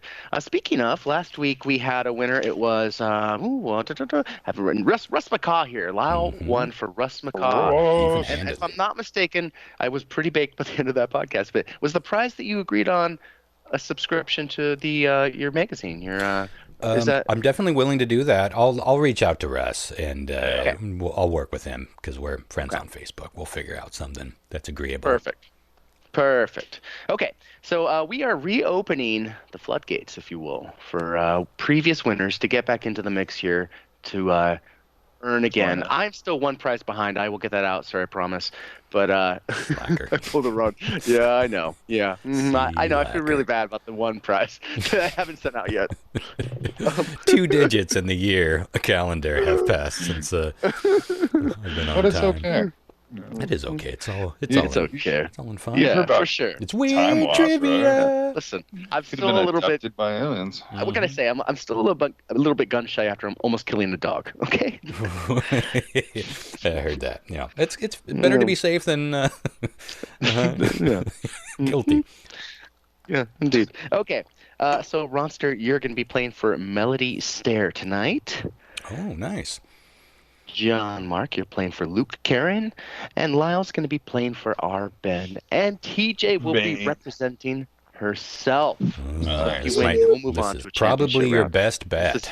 This is no longer. This is man's work now, TJ. Right? Leave these little boys behind. I'm not gonna lie. I'm a little nervous because now I gotta put my mouth where the money is. You know. It's a different thing when you're on the show. You know. Yeah. I thought about without telling anyone, making it every single one a TJ submitted story. I have enough to pull from. I could have done that, just so you guys know. I'm glad you found the restraint. That's funny. In 2019. Yeah, no shit. What was this she was wearing in her photo on Facebook? That's pretty standard. Go ahead. It's a little different from listening to the recorded podcast while I'm getting ready for work and screaming the answers at you guys. You know, you idiot! You idiot! What's the matter with you, Ron? Yeah. Square? It's not square. Well, we'll see. Tell me there's a square. Oh man, that fucking song. Oh. Okay. Thanks, man. That was great. Okay, so Lyle, since you won last week, you're going to go first this time. You're going to do your analyzing right up front. But keep in mind, you don't want to give too much away. If you think you're onto it, don't give too much away because they're going to fucking follow you. Maybe. Ron, you'll go second. John Mark will go third. And TJ will let you go last. You can mull over what the other guys said. See if it made any sense to you. Okay, y'all ready for this? It's been a while. This came right out, guys. Sorry. Feels right. Okay. The BBC broke a story earlier. Nope. Mm-hmm.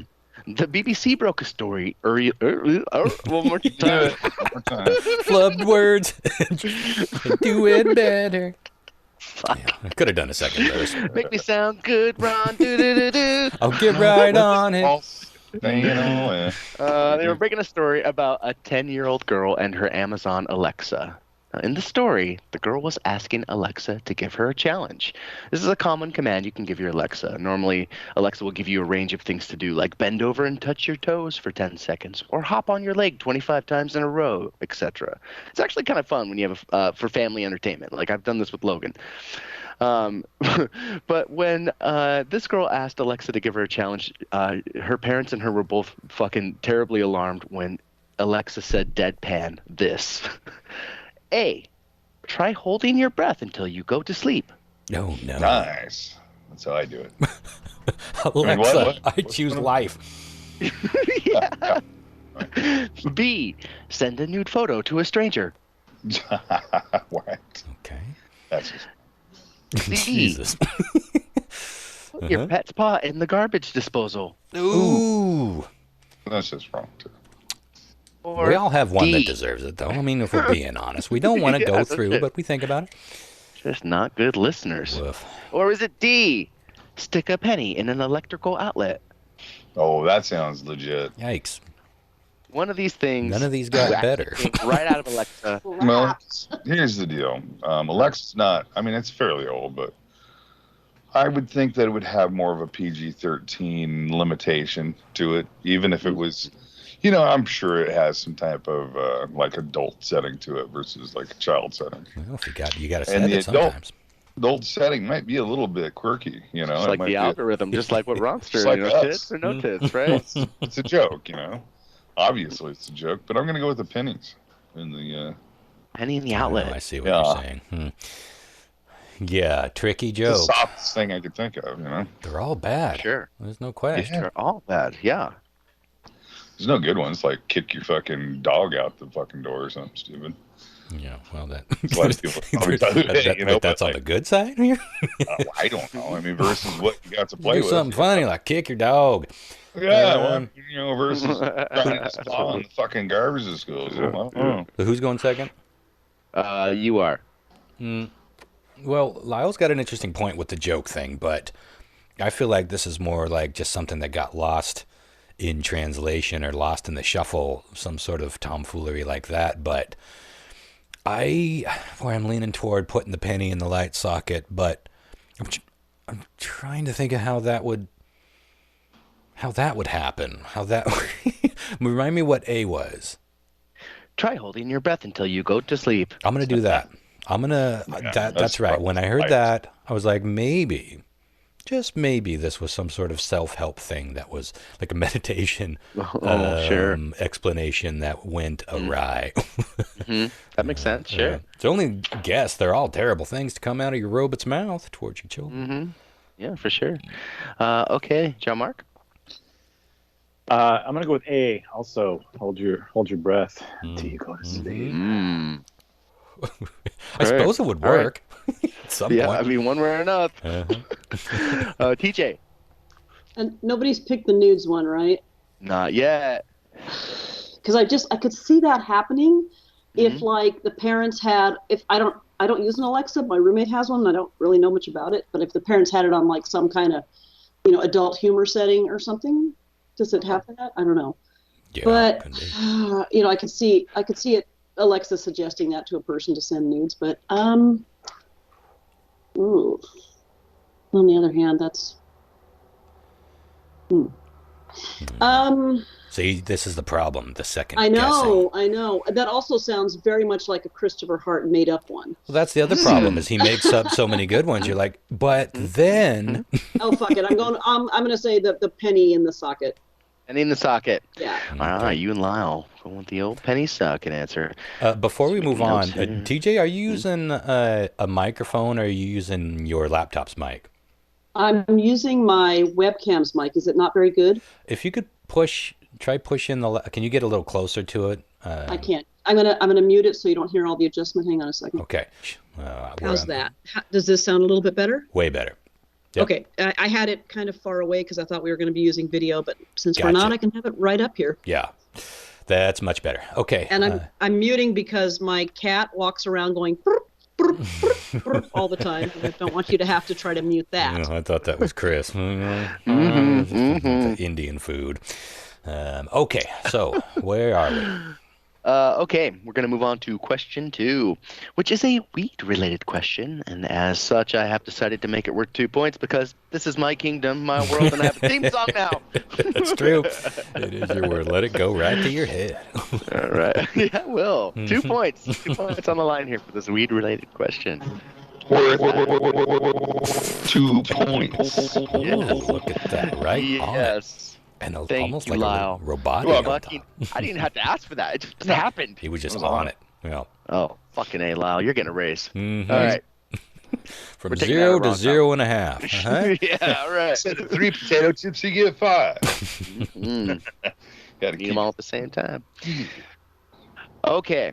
Based on a 2021 report, this city smokes more weed per capita than any other city in the world.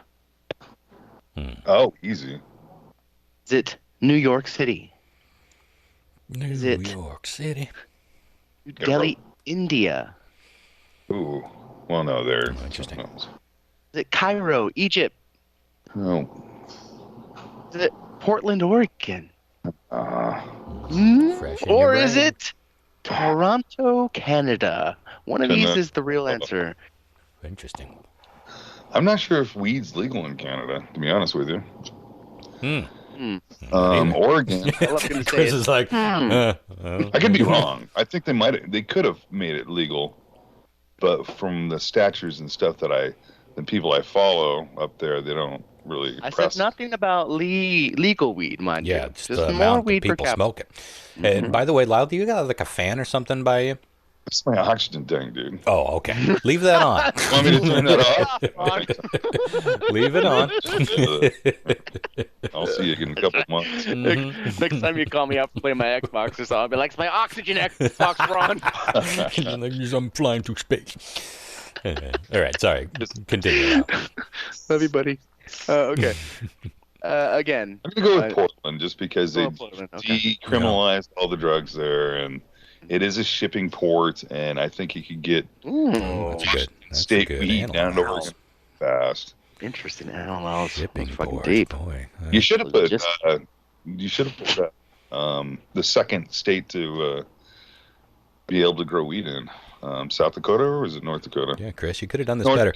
Maybe I'll give Lyle a theme song here. Between John Mark just taking the snooze when I'm fucking doing snooze loud, like should have gone cooler.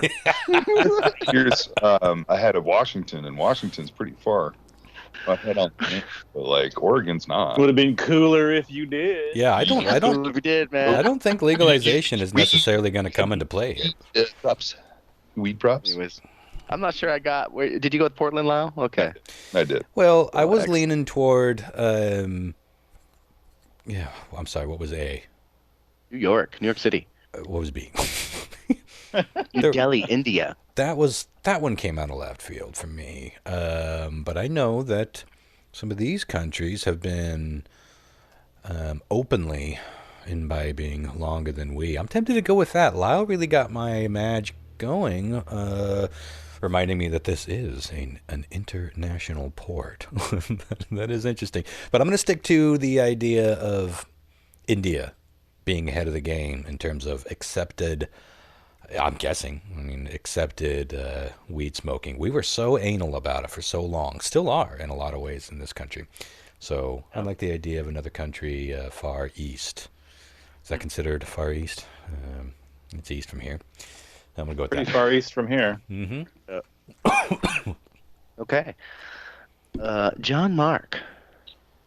This is interesting because the city that I was thinking of before you got through the whole list is not on the list. Bangladesh. No, I was thinking of L.A. But me too. That's what I was thinking about too. That ain't on the list. California. So I'm gonna Seth Rogen alone has skewed that.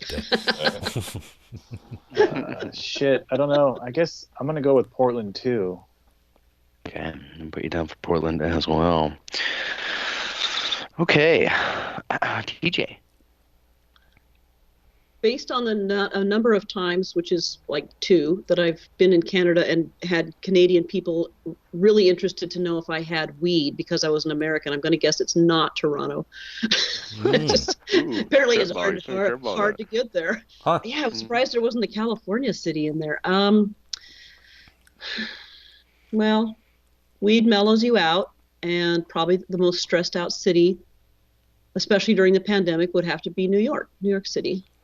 Interesting. Okay, I'm going to put you down for Definitely New York City. Populated, one of the most populated out of that. I don't know how many people live in New Delhi. I'm guessing a lot. I've seen pictures of those fucking streets. Is it pounds smoked in the city or like per capita? I think it's per capita. Okay, then yeah, I'm sticking with New York. Okay. Okay. Interesting choices so far, guys. Question 3. America's first roller coaster was created by a motherfucker named LaMarcus Thompson. Its location, Coney Island. Its time, 1880. Maybe. No relation. Where'd you get your brother LaMarcus in here? He's in trouble. Your brother LaMarcus, that motherfucker, that roller coaster making motherfucker. Okay. 1880. in Coney Island. First roller coaster in America. The inventor of the roller coaster, some might say. What was his one reason for inventing the roller coaster? His one vision. What was it for? Was it A, he wanted flying carriages so badly, and this was the closest he could get to it? Flying carriages. Is it B, 1980, motherfucker? That's a very niche dream and vision. A flying carriage. Okay. We don't have cars. I mean, you know. You said carriage. I did. Yeah. Mm-hmm. Yeah. It's a carriage, like, you know.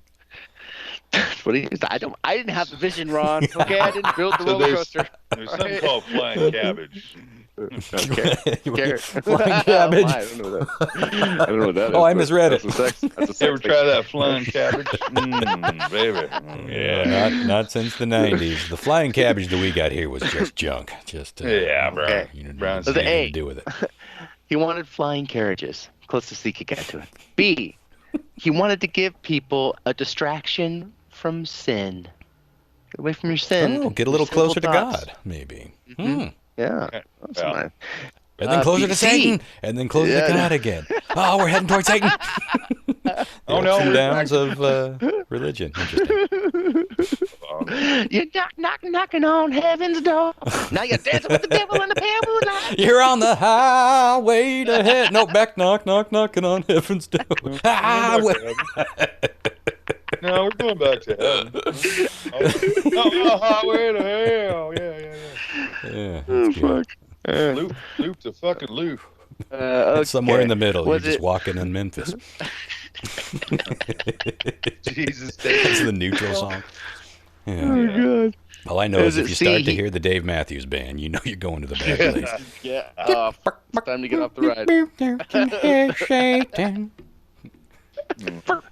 You didn't live a good life. Okay, go ahead. That's the true bells of hell, is that eternity of that. Are we at the Are we at the Washington Gorge? Or the gates Nope. of think we're in Hades. hell. All right, It's a my. South Park fucking episode waiting to be wrote. Okay. C. Or was it C? He wanted to simulate the feeling of having an orgasm. Not yet. Not yet. Oh, not yeah. yet. I was like, how Oh, does there that it work out? Lyle just kind of took us there, and then didn't, and then took us there, and then didn't. Okay, all right, a little bit of edging. Or, yeah, sure. That's Or a was great it- metaphor for orgasms in a certain way. You got to keep the thumb over the top. Make it like bottoming out, guys. All right. You say so. Stick with it. It's okay. How many rings does that take with your sex jack off thing? Yeah. 11. Two hands and a big thumb. My. Oh, my. All right, was it and a D? thumb. No, I won't do it. Okay, good. Or was it D? This is a family show. Truly. Yeah, because the two hands and the thumb you said earlier was. I got two hands and a thumb. You sick bastard. I was washing my shoes. You're simply with my thumb. I just can't get highway to hell as you're coming down the roller coaster out of my head. It's just slowly shifting into knocking on heaven's doors. That's something I have to figure out how to animate, but okay. And D. And D was he wanted people to feel drunk without actually having to consume alcohol. Ooh, that's a good one. I'll go with that. Wow, this is Right off the tough. bat, no analyzing, just jumping right into. Okay, so he. All right, I like it. Yeah, like he was Wow, part of put me the down. what is it? The temperate Temperance? whatever. Temperate? What is that movement called? The What are you Prohibition? talking about? Temperance, Ron. Are you Temperance. talking What about- year? What year Are you was talking this? about tarot cards? I'm not. What are you talking about? What year was this, Chris? Tarot cards? 1880. Oh, that's a long time ago. 1880. Boy. Might be an orgasm, I would say. Well, I'm torn between Jesus and all. I'm torn between the booze and the orgasm, as I often am this time of day. Aren't we all?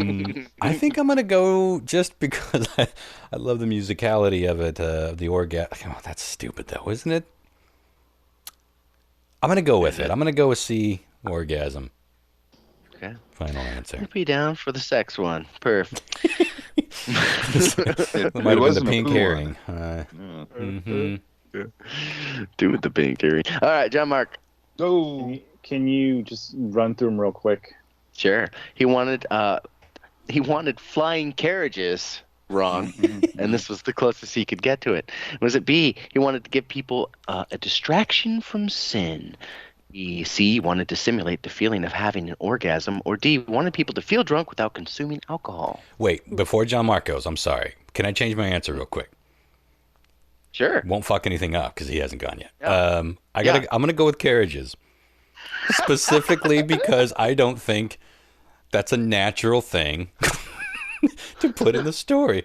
Just like you could have said car or cart. Well, cars weren't around in 1880. I don't think were cars really. That's I thought it was more of a carriage at that point. Now, Cars were like the 1800s. Now It I'm was the fucked. Model T. all right, I'm gonna stick Ford with Model it. T. Since I interrupted John Mark, I'm gonna stick with A, flying Go with carriages. carriages. All right. Sorry, John Mark. Had to be done. It's okay. I'm gonna go with fucking distraction from sin. Oh yes. Ooh, we're playing the field. Fuck yeah. I'm curious where TJ goes with this. You know, I've seen Distracted from Sin with Alice in Open for Chains. disturbed. Ooh, yeah. that's good. Yeah. Distracted from That's sin. true. That's a good one. That's a great. I would have gone with pull. Striper, Good pull. but it could be an ironic name. They co-headlined that one, didn't they? Yeah, they swapped. What are you feeling here, TJ? Well, I don't.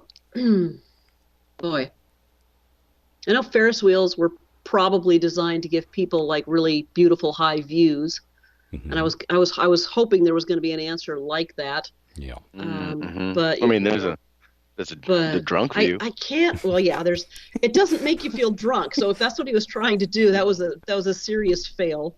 Yeah, that's a very boomer approach to it. Like, unless is this what you kids like, are into? Unless he equated feeling drunk with wanting to throw up, which some people want to do. I'm with you on this one, Ron. I'm gonna go with the flying carriages because that makes the most sense, because it doesn't feel like orgasm, it doesn't feel like being drunk, and I've seen, of course nowadays they're much scarier than they probably were then. I'm thinking like, guys take women on roller coasters so that the women will grab them in fear, it's like, yee, and I can't imagine that's a distraction from sin. So. Yeah, that's true. Good point. Although flying carriages. I would argue that roller coasters have definitely gotten bigger and faster, but I think if you look at some of these crazy ass contraptions that they were getting away with running back in like Coney Island, what's that they made that documentary about that crazy ass theme park in New Jersey. That wasn't even really a theme park. It was just a bunch of death I was traps. hoping there was Action park. Yeah. I was hoping it was going to be improvement on the Ferris wheel, because you got to see a scene from a high point in several different areas instead of the same one. Oh, that's true. Over and over. Looking north, looking south, upside down. Did not occur. I don't think they went upside down in 1880. Probably not. Yeah, you would hope not.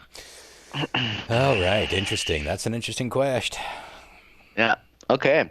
I'm gonna tell you right now, it's a close game, guys. Anyone could win with this last question, so really put your effort in. Okay. Because, Lyle, and I hope you fucking are ready, baby. Because, because, guys, question 4 is not only a listener submitted question, but it's also a goddamn motherfucking Florida Daily Double, which that means. Ding, ding, ding.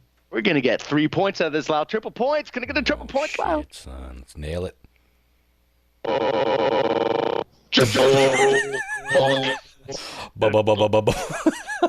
Bomb, dang, dang, dang. Perfect. 3 points.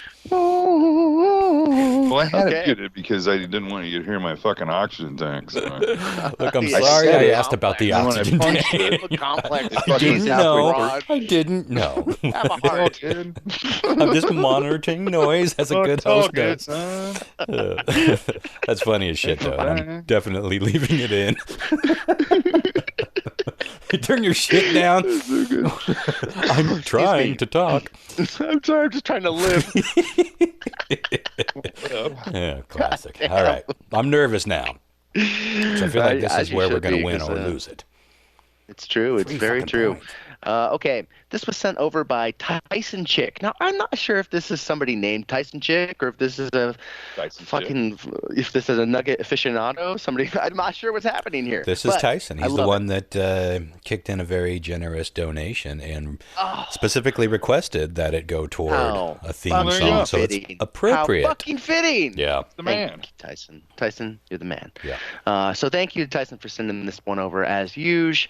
Please make use of my email address, which is christopher.bizarre@gmail.com. Send me these stories. I love getting them. It's really fun. He's the one whose origin story I completely got wrong. Remember when I said he's a long haul truck driver and he's alone all the time? He's like, no, Ron, that's not the story I told you yesterday at all. He's like, were you even listening to me? Jesus fucking Christ. Might All not right. have been.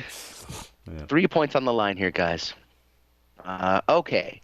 In what is being labeled as a tragic accident, a 40-year-old landfill worker died when he was in a porta potty doing his business at a Florida landfill when this happened. Mm-mm. What did you say? I said it happens all the time. People die in those little porta potties all the time. Gross. All right. Sorry, I can't think of the word. Sad death. Truly. Well, see, the thing is, it's like jerk off little fuckers think it's funny as shit to fucking like take a car and like back up to the door. Yeah. Let him do his thing first. We're still doing the question, Lyle. I'm sorry. Hang I'm on. just talking about reality. Well, I'm talking about analyze once he gives you the questions or the real answers life. here. Like, I lost a brother in a porta potty once. This is fucking touchy. I'm a little upset about this question. What was his brother's name? Lamerald or whatever. Oh, yeah. I forgot it already. Lamont? No, what is it? Oh, look up. Now I gotta look up. God damn it. Lamarcus. I lost Lamarcus to a fucking outhouse. Lamarcus. Tragedy, all right? Some fuckers He backed died up a as car. He died as he lived, shitting in an outhouse. He was blue in his coffin when we said our final goodbyes. Had the Smurf colors. We laughed through the tears. We tried, but we couldn't get the blue off. Dude, your dead brother looks like a Smurf.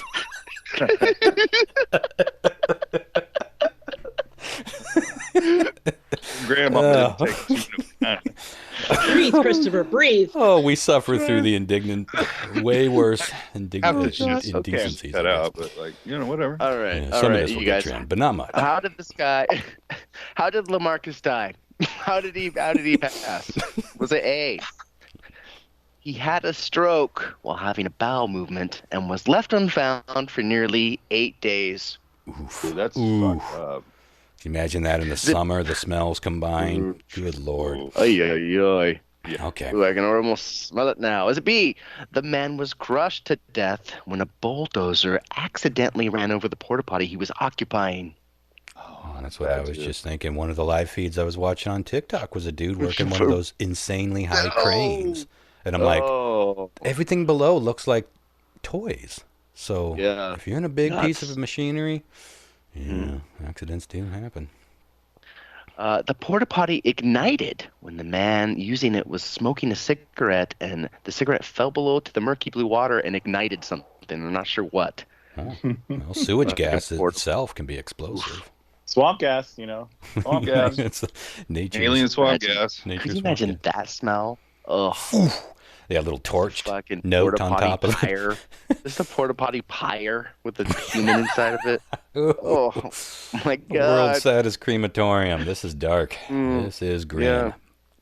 Yeah. Or is it D? The man fell into the basin of the porta potty trying to retrieve his cell phone and drowned. Oh shit! Well, that would have to be a dugout one. One of the bigger models for sure. Double decker. Okay. Do not want a double decker. Not necessarily. All sad, but the one new of them really ones- did have. It's not necessarily true.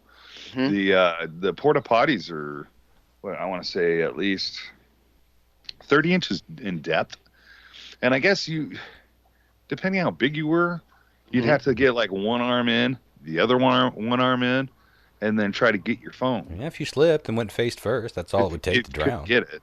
Yeah, and then you couldn't get out. One inhalation can drown you. Oh, Got a yeah, point. you drown a couple inches of water. Yeah, they say. Yeah, that's what I've heard. Okay, what are you feeling, Lyle? Sounded like you had some analyzing, some personal experience. I do. That's one of them. I mean, the backup, that would suck. A bulldozer. Mm-hmm. But I think it would probably knock it over versus crush the shit out of it. God, at least be fast, I guess, right? If it was up against a brick wall, wouldn't. That would do it probably, but I think it would more. The belt would probably tear into the plastic more. Those things are only made out of plastic. Yeah. And it's not very. I mean, you could take a knife and punch through it. So, what was the other two? Me. We got the falling in, drowning. We got the fucking the ignition from below, combust.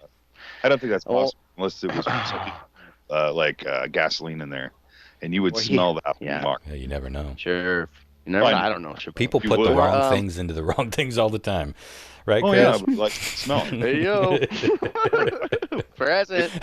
Or is it? Or is it? Yeah, the other one was he had a stroke and was left there for 8 days. Fucking grim. Yeah. These are all grim.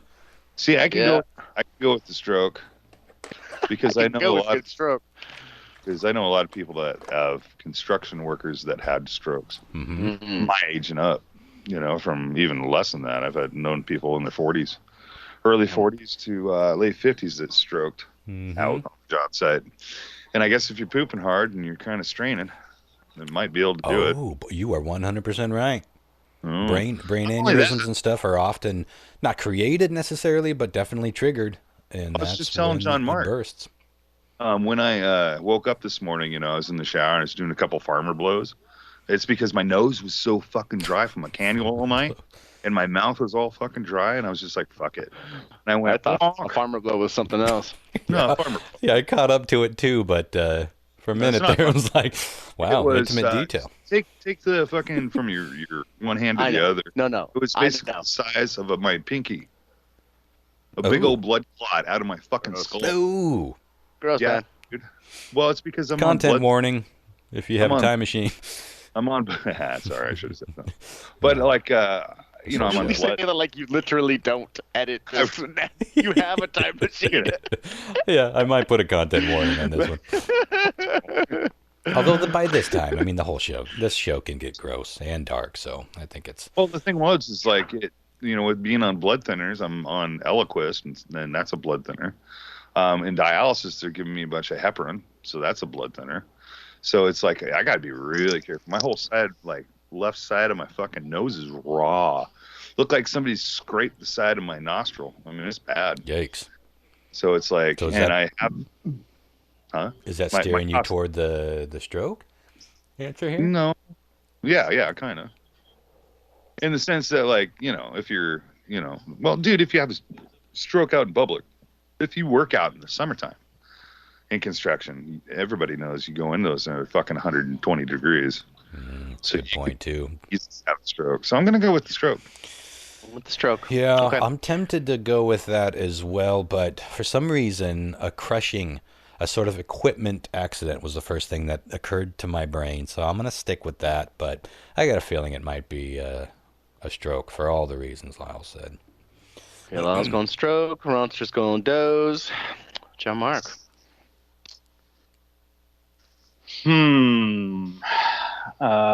It's tough.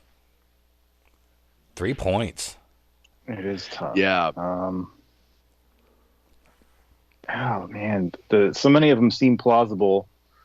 I'm gonna go with you know what? Fuck it. I'm gonna go with the explosion.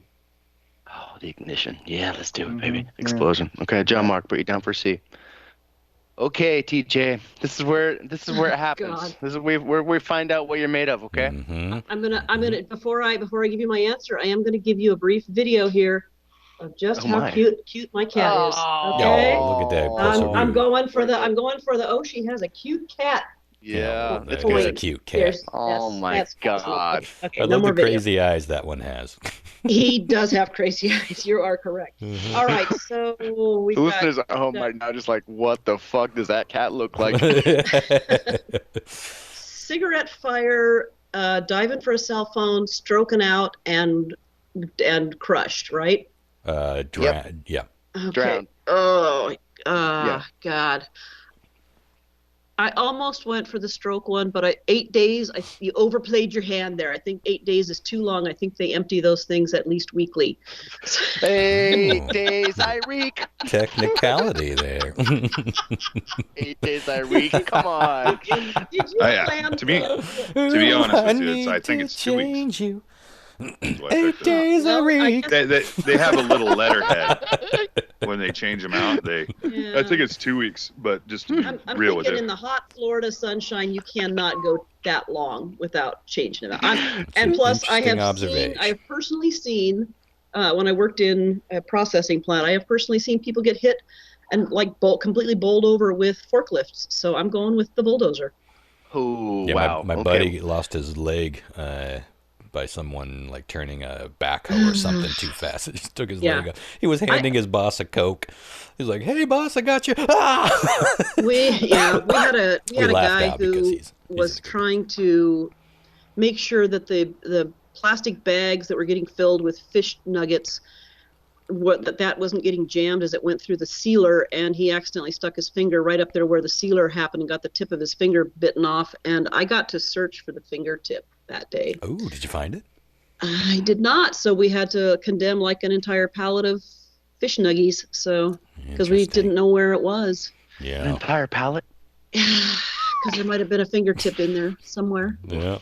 Gross. Fucking gross. Not like the whole first joint of his finger, just the meat and part of the just the tip. In there. Mm-hmm. But it's like can't risk having somebody find that. So it's detriment. Yeah. But I've definitely seen some shit happen with forklifts, so that rings true. There's your stinger.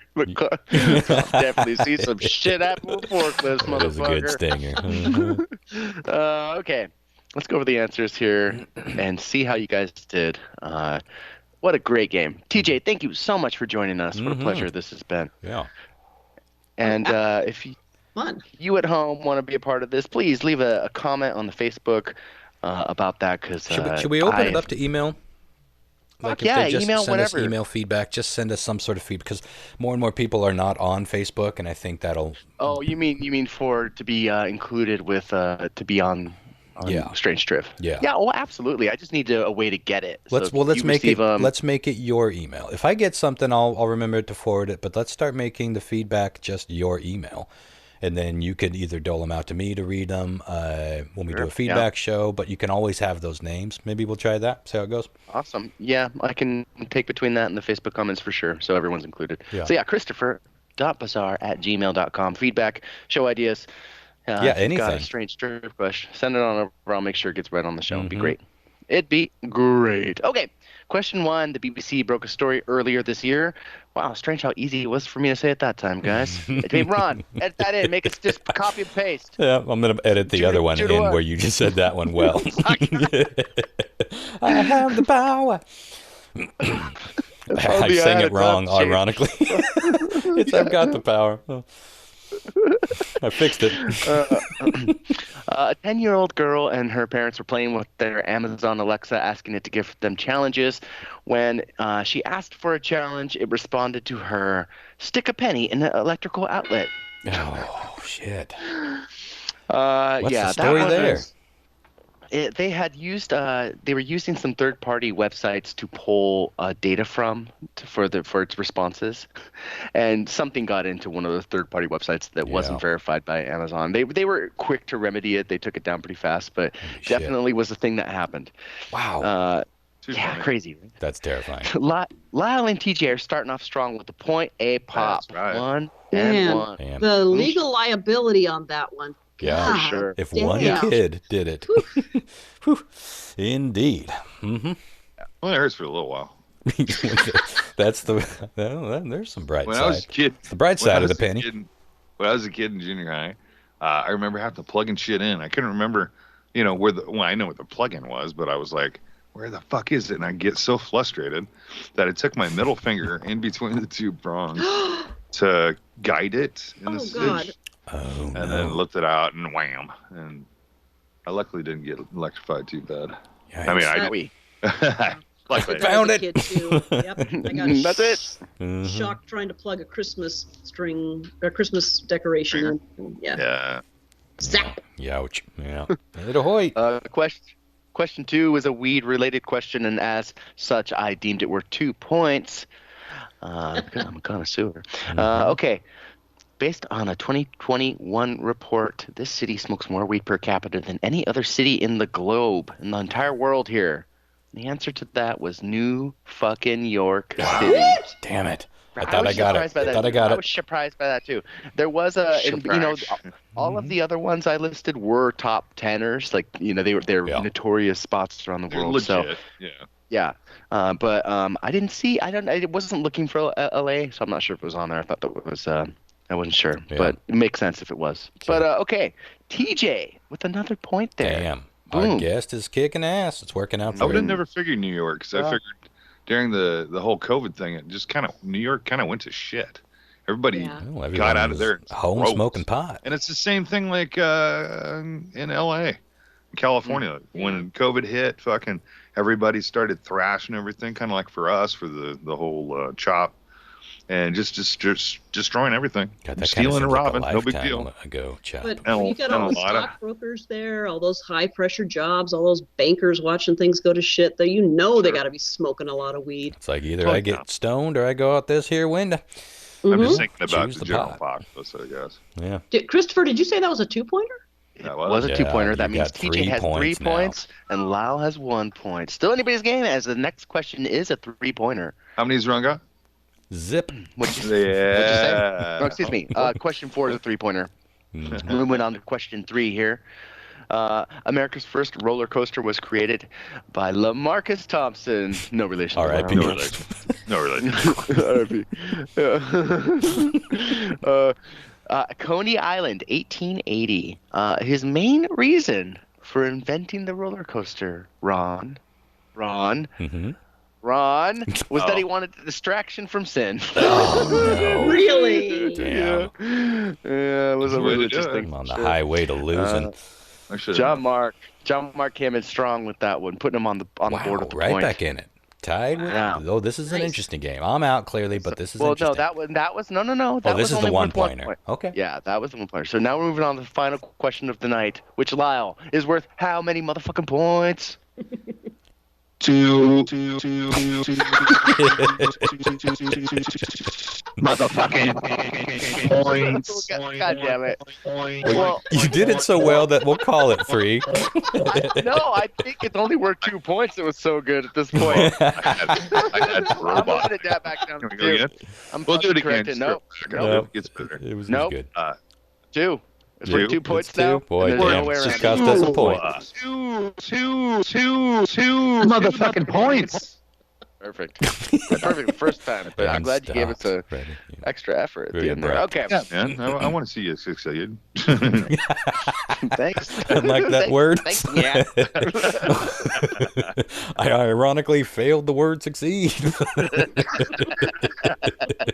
That was one of the best ones, I think. Because I don't know if it was because you're a little overmodulated, but there was something robotic. It was a robot. Oh, okay. I have a robot setting where I could just talk like this, and it synthesizes me. Oh, God,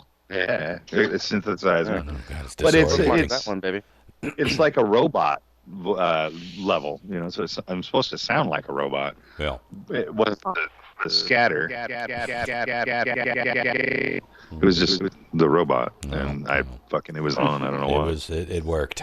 It really worked. Okay, so who? Okay, so let's be real for a second here. Now, this was worth 3 points initially, but I have changed it. It's worth 2. Okay. The only person that would possibly eliminate from this race is Ron. So Ron, I'll say this: if you get this right, and everyone else gets it wrong, I will count it as 3 points so you can get tied and at least have a tiebreaker moment. Okay?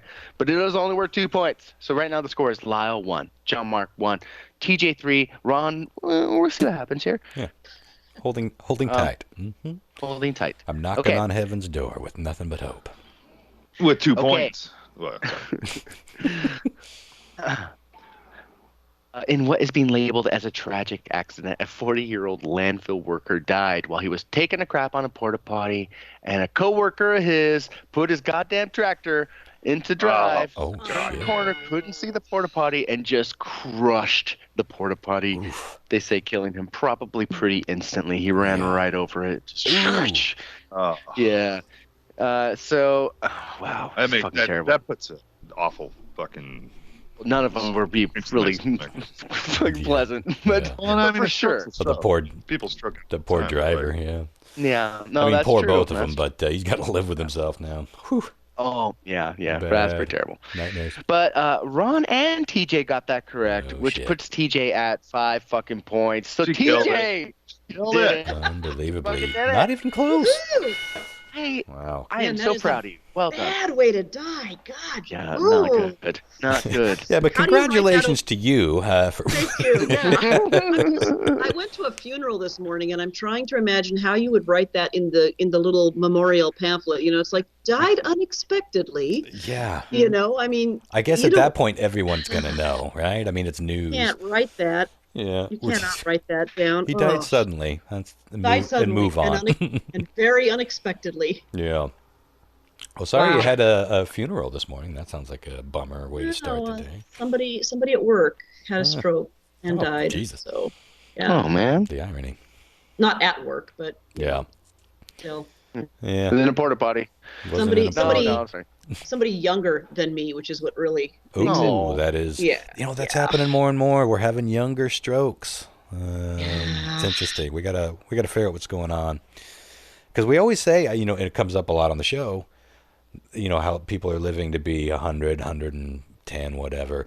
That's not our generation, and that's not the couple generations below them. We don't know what we're all going to live to be. Different diet, different lifestyle, different. I got a feeling a lot of it is probably that most of us are not sleeping like our forefathers and mothers, because those motherfuckers used to go to bed early. Maybe they didn't sleep, but they went to bed more than we do. We're up all fucking night watching, you know, God knows what on TikTok, or you know, we got to get through season 5 of Breaking Bad because we've been binging it. I think that's fucking us up in a lot of ways. One of many things, but yeah, it's scary. Yeah, and the pandemic is taking us out not just from having COVID, but they've got what they're calling excess deaths during this 2-year period. Like, of all the people who died in an average year, not of a virus like COVID, versus all the people who have died over the 2 years during COVID, more people are dying of other things: strokes, heart attacks, whatever, infections. Just because we're not going to the doctor, we're all stressed out, we're eating badly, stress, we're not gathering and, you know, making connections with people, we're not exercising or whatever. It's a very stressful time, yeah. Even if you don't catch COVID, you might die of something that you normally wouldn't have. So, yikes. Yeah. Well, on that note, thanks for joining us, TJ. Thank you for having me on the show. This was awesome. It was fun. And you'll be back. You'll be back for the next championship round. Oh, that's exciting too. 5 questioner. Always exciting. All right, TJ. Well, thanks for joining us. All right. You guys take care. Of course. And thanks for submitting all those wonderful questions to Christopher. That's been a huge part of the show. I'm hoping that you guys have a Lyle update on this show, because there's at least a couple of us, probably more, who are, you know, ready to volunteer with, like, bringing over a casserole or doing a grocery run or whatever you need, Lyle. Yeah, that was the big update, I guess, this episode, was that he got his keys back, so he's able to drive himself. That was a huge... That was a big question mark last week, which he now. Well, because I got to get myself to dialysis, and it's clear across town. Yeah. And I was having my dad, which is in the late 70s, early 80s, fucking do it. And He's it's ill like himself, yeah. And he's ill. He's been doing dialysis for 16 years. So it's just like, Jesus Christ, I got to just get my keys back. Yeah. But appreciate the offer, and there were a lot of people out there that definitely reached out to say they could either take Lyle or go pick up some stuff. But it's funny how many people said they would just straight up pick you up and take you shopping. And the other thing about the like homemade like casserole food and stuff like that, there's a lot of things I can't have. Okay. Being on dialysis, there's a huge list, like nuts, milk, all that stuff I can't have. Yeah. Tomatoes can't have. Cheese I can't have. Well, if you make somebody a list, they'll go get it. We've got volunteers now if you need help. Yeah. You know that the. I appreciate it for sure. So what I'm hearing is just buy a big bag of kale and drive by your house and throw it at your front door. Is that that works? Mm-hmm. Well, all right. And maybe some medicine. Just toss it out there on the. Got it. All right. Well, take care, and I'm glad you're out of the hospital. Thank you. Appreciate it. Bye, guys. Thanks, TJ. We'll see you. TJ. Thank you. All right. Well, that was fun. Good Lord. She just whipped it on out and smacked us all across the mouth. She did pretty good. I'm pretty proud. Pretty damn good. It is harder to get on the show and do it, even if you've been listening along for as many years as she has. And playing at home, everyone says that. It's different. Yeah. After I was sitting here, I was listening to the answers over again, and I was like, oh, damn it. Why the fuck did I pick I had a couple of those, too. I was like, what the fuck was I thinking? It was the roller coaster ride, which didn't make sense because, I mean, obviously, it was 1800s. It wasn't. I was thinking more of the, early 1900s. And I changed my answer from right to wrong on that one, didn't I? No, I think you changed it from wrong to wrong. Oh, okay. Well, I don't feel so bad then. Okay, so, I think I went with orgasm. Let's end the show by resetting. We're not resetting, but getting back to our record club pick. And as you may remember, it's been a while, but as you may remember, we are on most underrated album. I believe that's what we're on, yeah? And it's John Mark's pick. So I have been looking forward to this to see what he's going to bring, and it seemed like for a while he's known what that was going to be. Now we all get to sit back and listen. What do you got for us? I didn't listen to the album. I don't know what. No, we haven't done one. We haven't done it yet. Yeah, he's going to give us his album pick tonight. So we'll be able to listen to it this week. God damn it, Lyle! You always let us down. Come on, man. What, are you going to turn on your oxygen machine and ruin our sound quality now? What are you trying to do? Make me put a fucking noise filter? A little God hates me. I'm just trying to get your attention. FML. Funny. That's what it sounds like. Try listening to that in the middle of the fucking night. Yeah. Ron, it's very possible that you may have listened to this or heard this. I don't think the rest of the guys have. I probably forced you to listen to it at some point. But the album is called Queen of the Wave. I think it's called. I think the subtitle is an esoteric pop opera in 3 parts or something like that. Mm-hmm. And it is by a group called Pepe Deluxe. They're Finnish group. They formed in 1996. It was like, I think 3 or 4 people. It was kind of like a collection of DJs and electronic music enthusiasts that were trying to create like their own version of sort of like electronic music, heavily sampled and, kind of DJ culture influenced. And they did some stuff, and I want to say it was here, let me scroll down my notes because that will help. Their first actual album that they put out in 1999 was called Super Sound, and it was so heavily sampled that they couldn't sell it in a lot of major markets, and so they had to re-record a bunch of the tracks with live instruments so that they could actually release it and not run afoul of copyright laws. And after their experience with that, they were like, well, this is bullshit. This is too much. This is too much horse shit. Let's just create our all our own music to begin with. And one of the quotes that one of the guys said was like, we went from making music with samples to making music that sounded like it was made with samples. But it's all like live instruments and stuff. Yeah. And one of the really cool things about this album is not only do they use actual instruments, but they use like crazy instruments that you maybe have never heard of or even knew existed, and they like build a lot of, if not most of their own like effects rigs out of like old Soviet electronics. They turn those into effects processors, and you know what I mean? It's just like they're fucking mad scientists. And so the story of this album is actually even kind of crazier than the album itself. So it's a concept album, and it's based on a pair of sci-fi novels that were written in the mid-1880s. And the first one was called A Dweller on Two Planets, and the sequel is called An Earth Dweller's Return. And these books were written by Frederick S. Oliver.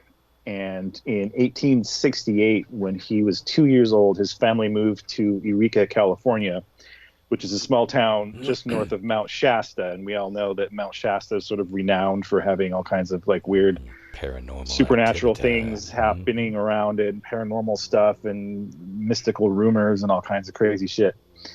And in 1883, Frederick was surveying his family's mining claim near Mount Shasta when his hand started to write uncontrollably in his notebook.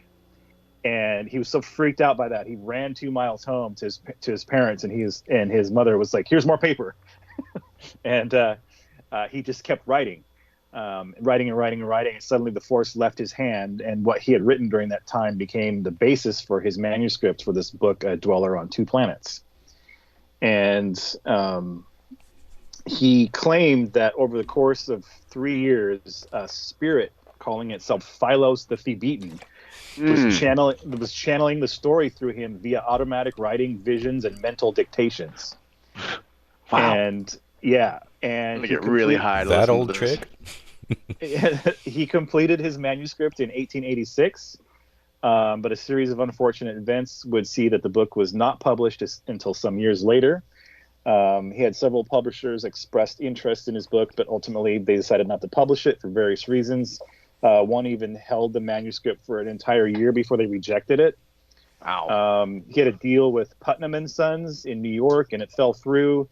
And he even was involved in a train wreck and ensuing fire that almost destroyed his manuscript. So after all of this stuff, he became convinced that dark forces were actively attempting to thwart the publishing of his book. And in 1897, he wrote, "Even if at the last efforts of evil beings prevail for a little while, and I have to pass on, leaving another to hold open the glorious gates and not see the book go forth to the world, still am I content." He actually died 2 years after he wrote that, at the age of 33, of poisoning. It does not say who poisoned him or how he got poisoned. But after the funeral, a mysterious lady friend arrived out of the blue and funded the publication of the book, and it was finally released in 1905. So in 1939, Mr. John Howard Zitko, who possessed an ardor for lost continents, received an unpublished manuscript from an elderly lady named Lillian V. Bentz. Mrs. Bentz told Zitko that it also had been channeled through Frederick Oliver shortly before his death, 40 years before. The second book was published in 1940 by the Lemurian Fellowship. So the sequel, supposedly written by him, was published like 35 years later. And these two books are the most important texts of 19th century Atlantis canon that present a first-person account of Atlantean culture, which had reached a high level of metaphysical and scientific advancement, employing electricity, navas, or dark energy, and high psychic powers.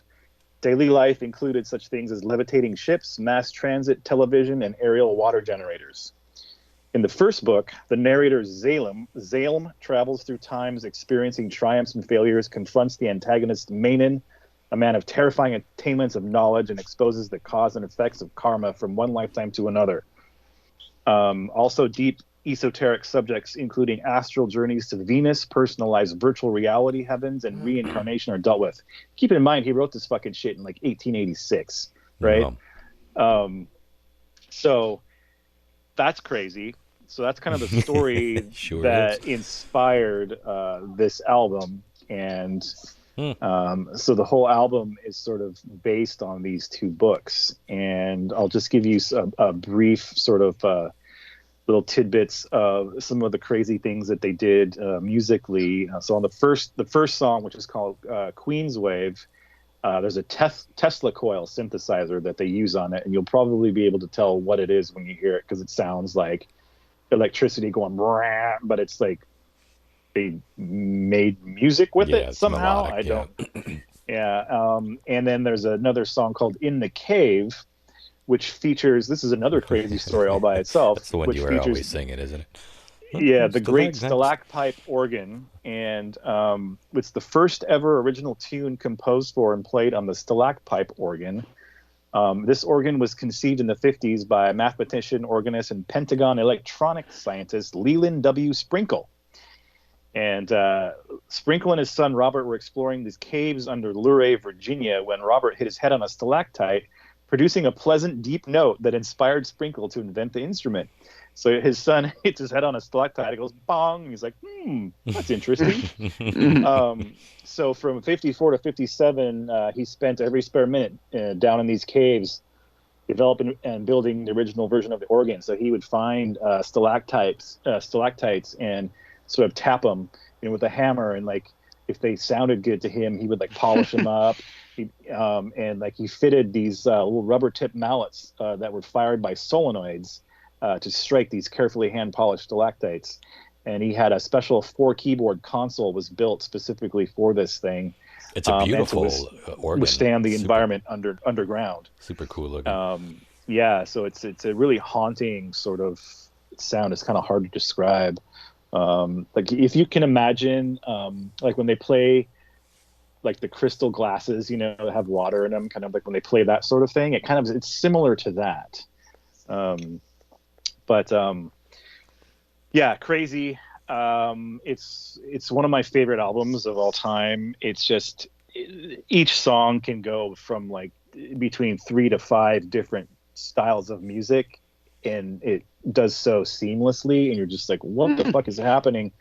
And it's really good on headphones or just the loudest good speakers you can possibly play it on.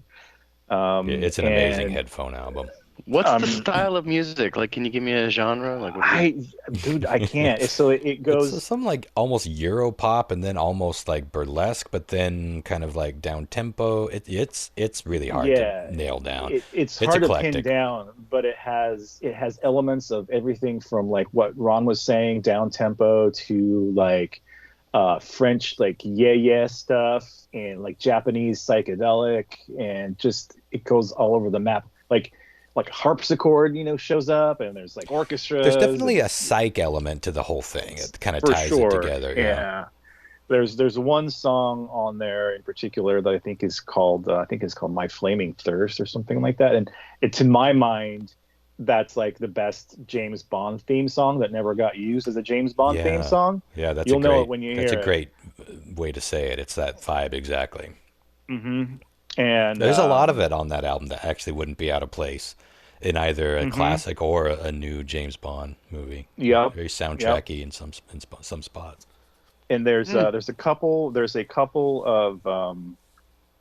videos. I recommend not watching a YouTube playlist unless you can find one that's all definitely just the songs, because there's a couple of videos that they have for some of these songs that are cool videos in their own right, and you should definitely watch them. But they're like their own thing, and they like take the vocals out of some of them and turn it, like there's one that's for Go Supersonic, that they turn it into some weird like commercial for like the Supersonic sound system, some like weird alternate version of the 60s stereo that never existed, and it's like a weird commercial or something. It's just bizarre.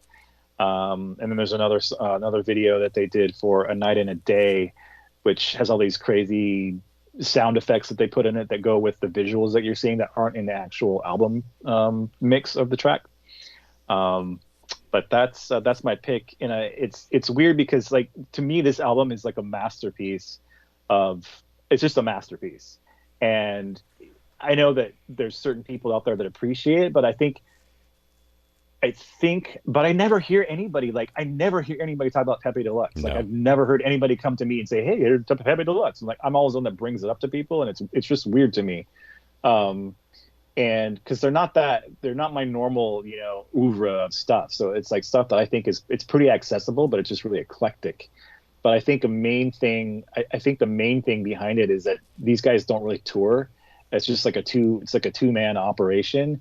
They do have a live band that they play with live shows sometimes, but they don't really tour and they don't really promote that way. So that's one reason I think that it's probably not as big as it could have been or should have been in my mind. Yeah, they don't seem to even really create very fast, right? Because I remember I was obsessed with this album, and you and I were talking, like, when's the next album going to come out? And it was just like a year would go by, then 2 years, and 3 years, and they would talk about working on a new album. You're like, what? Yeah, where the fuck is the new album? It's out. I got it. It came out last year, I think, or this year. And that's the follow-up to Queens? Yeah, and it took them like 10 fucking years. Yeah. We were working at Boost Mobile when we were, when you got me into it. Mm-hmm. Yeah, that was 2014. Yeah, so sadly, the new one I haven't really gotten into. It's not as immediately catchy and memorable as Queen of the Wave. I've only listened to it twice. I need to kind of really try to dig my teeth into it. But this one immediately just, like, caught me, and it takes you on a journey. Takes you on a fucking journey, let me tell you. Yeah. So I'm interested to see what you guys think of it. Yeah. Awesome, man. I'm interested to see what you guys think of it too. It's an interesting pick, and it's a great record for when you're just in the mood for something a little bit different than what you normally listen. But maybe you're not in like a Captain Beefheart level of different, or Mars Volta, something not quite that far out. But it's a kooky fucking record, and yeah, I was obsessed with it that whole summer. So interested to hear what y'all think, and let us know what you think at home. Give it a listen. Pepe Deluxe, Queen of the Wave. I think it should be just about available anywhere. It's a fun one. Yep. Cool album. All right, and good history. I didn't know any of that shit behind it. I forgot all about the whole, like, Mount Shasta and the Lemurian. We talked about all that stuff back on the old show, of course, but that was over a decade ago at this point, probably. So good lore to pull from there. All right, well, that's your homework, y'all. So give that a listen, and we will be talking about that next week, along with talking about 9/11. And if you do want us to play for you on Weird Triv, you can send your feedback to... Give us that... I can never remember. I want you to give it out. You can listen to it every week. Every week, edit that in. What's the email address, buddy? Christopher... Bizarre at gmail.com. That's correct. Oh, it is correct. Okay. Got it. I was overthinking. Wow, such confidence you said it with. All right. And you will get on the list. And send us feedback about whatever you want. Doesn't have to be anything about this show. Doesn't have to be anything about what we were talking about. Let us know your kooky stories, weird monster legends in your town, the haunted Afghan that your dearly departed Nana knitted you. Everyone's got kooky stories. Just let us know what you think of the show. That's enough, too. We want to hear them. We want to hear from you, period. Christopher.bizarre@gmail.com. All right, y'all. Tune in next week. 9/11. Who? Bye. Night. Hi, guys. See ya. Night, love.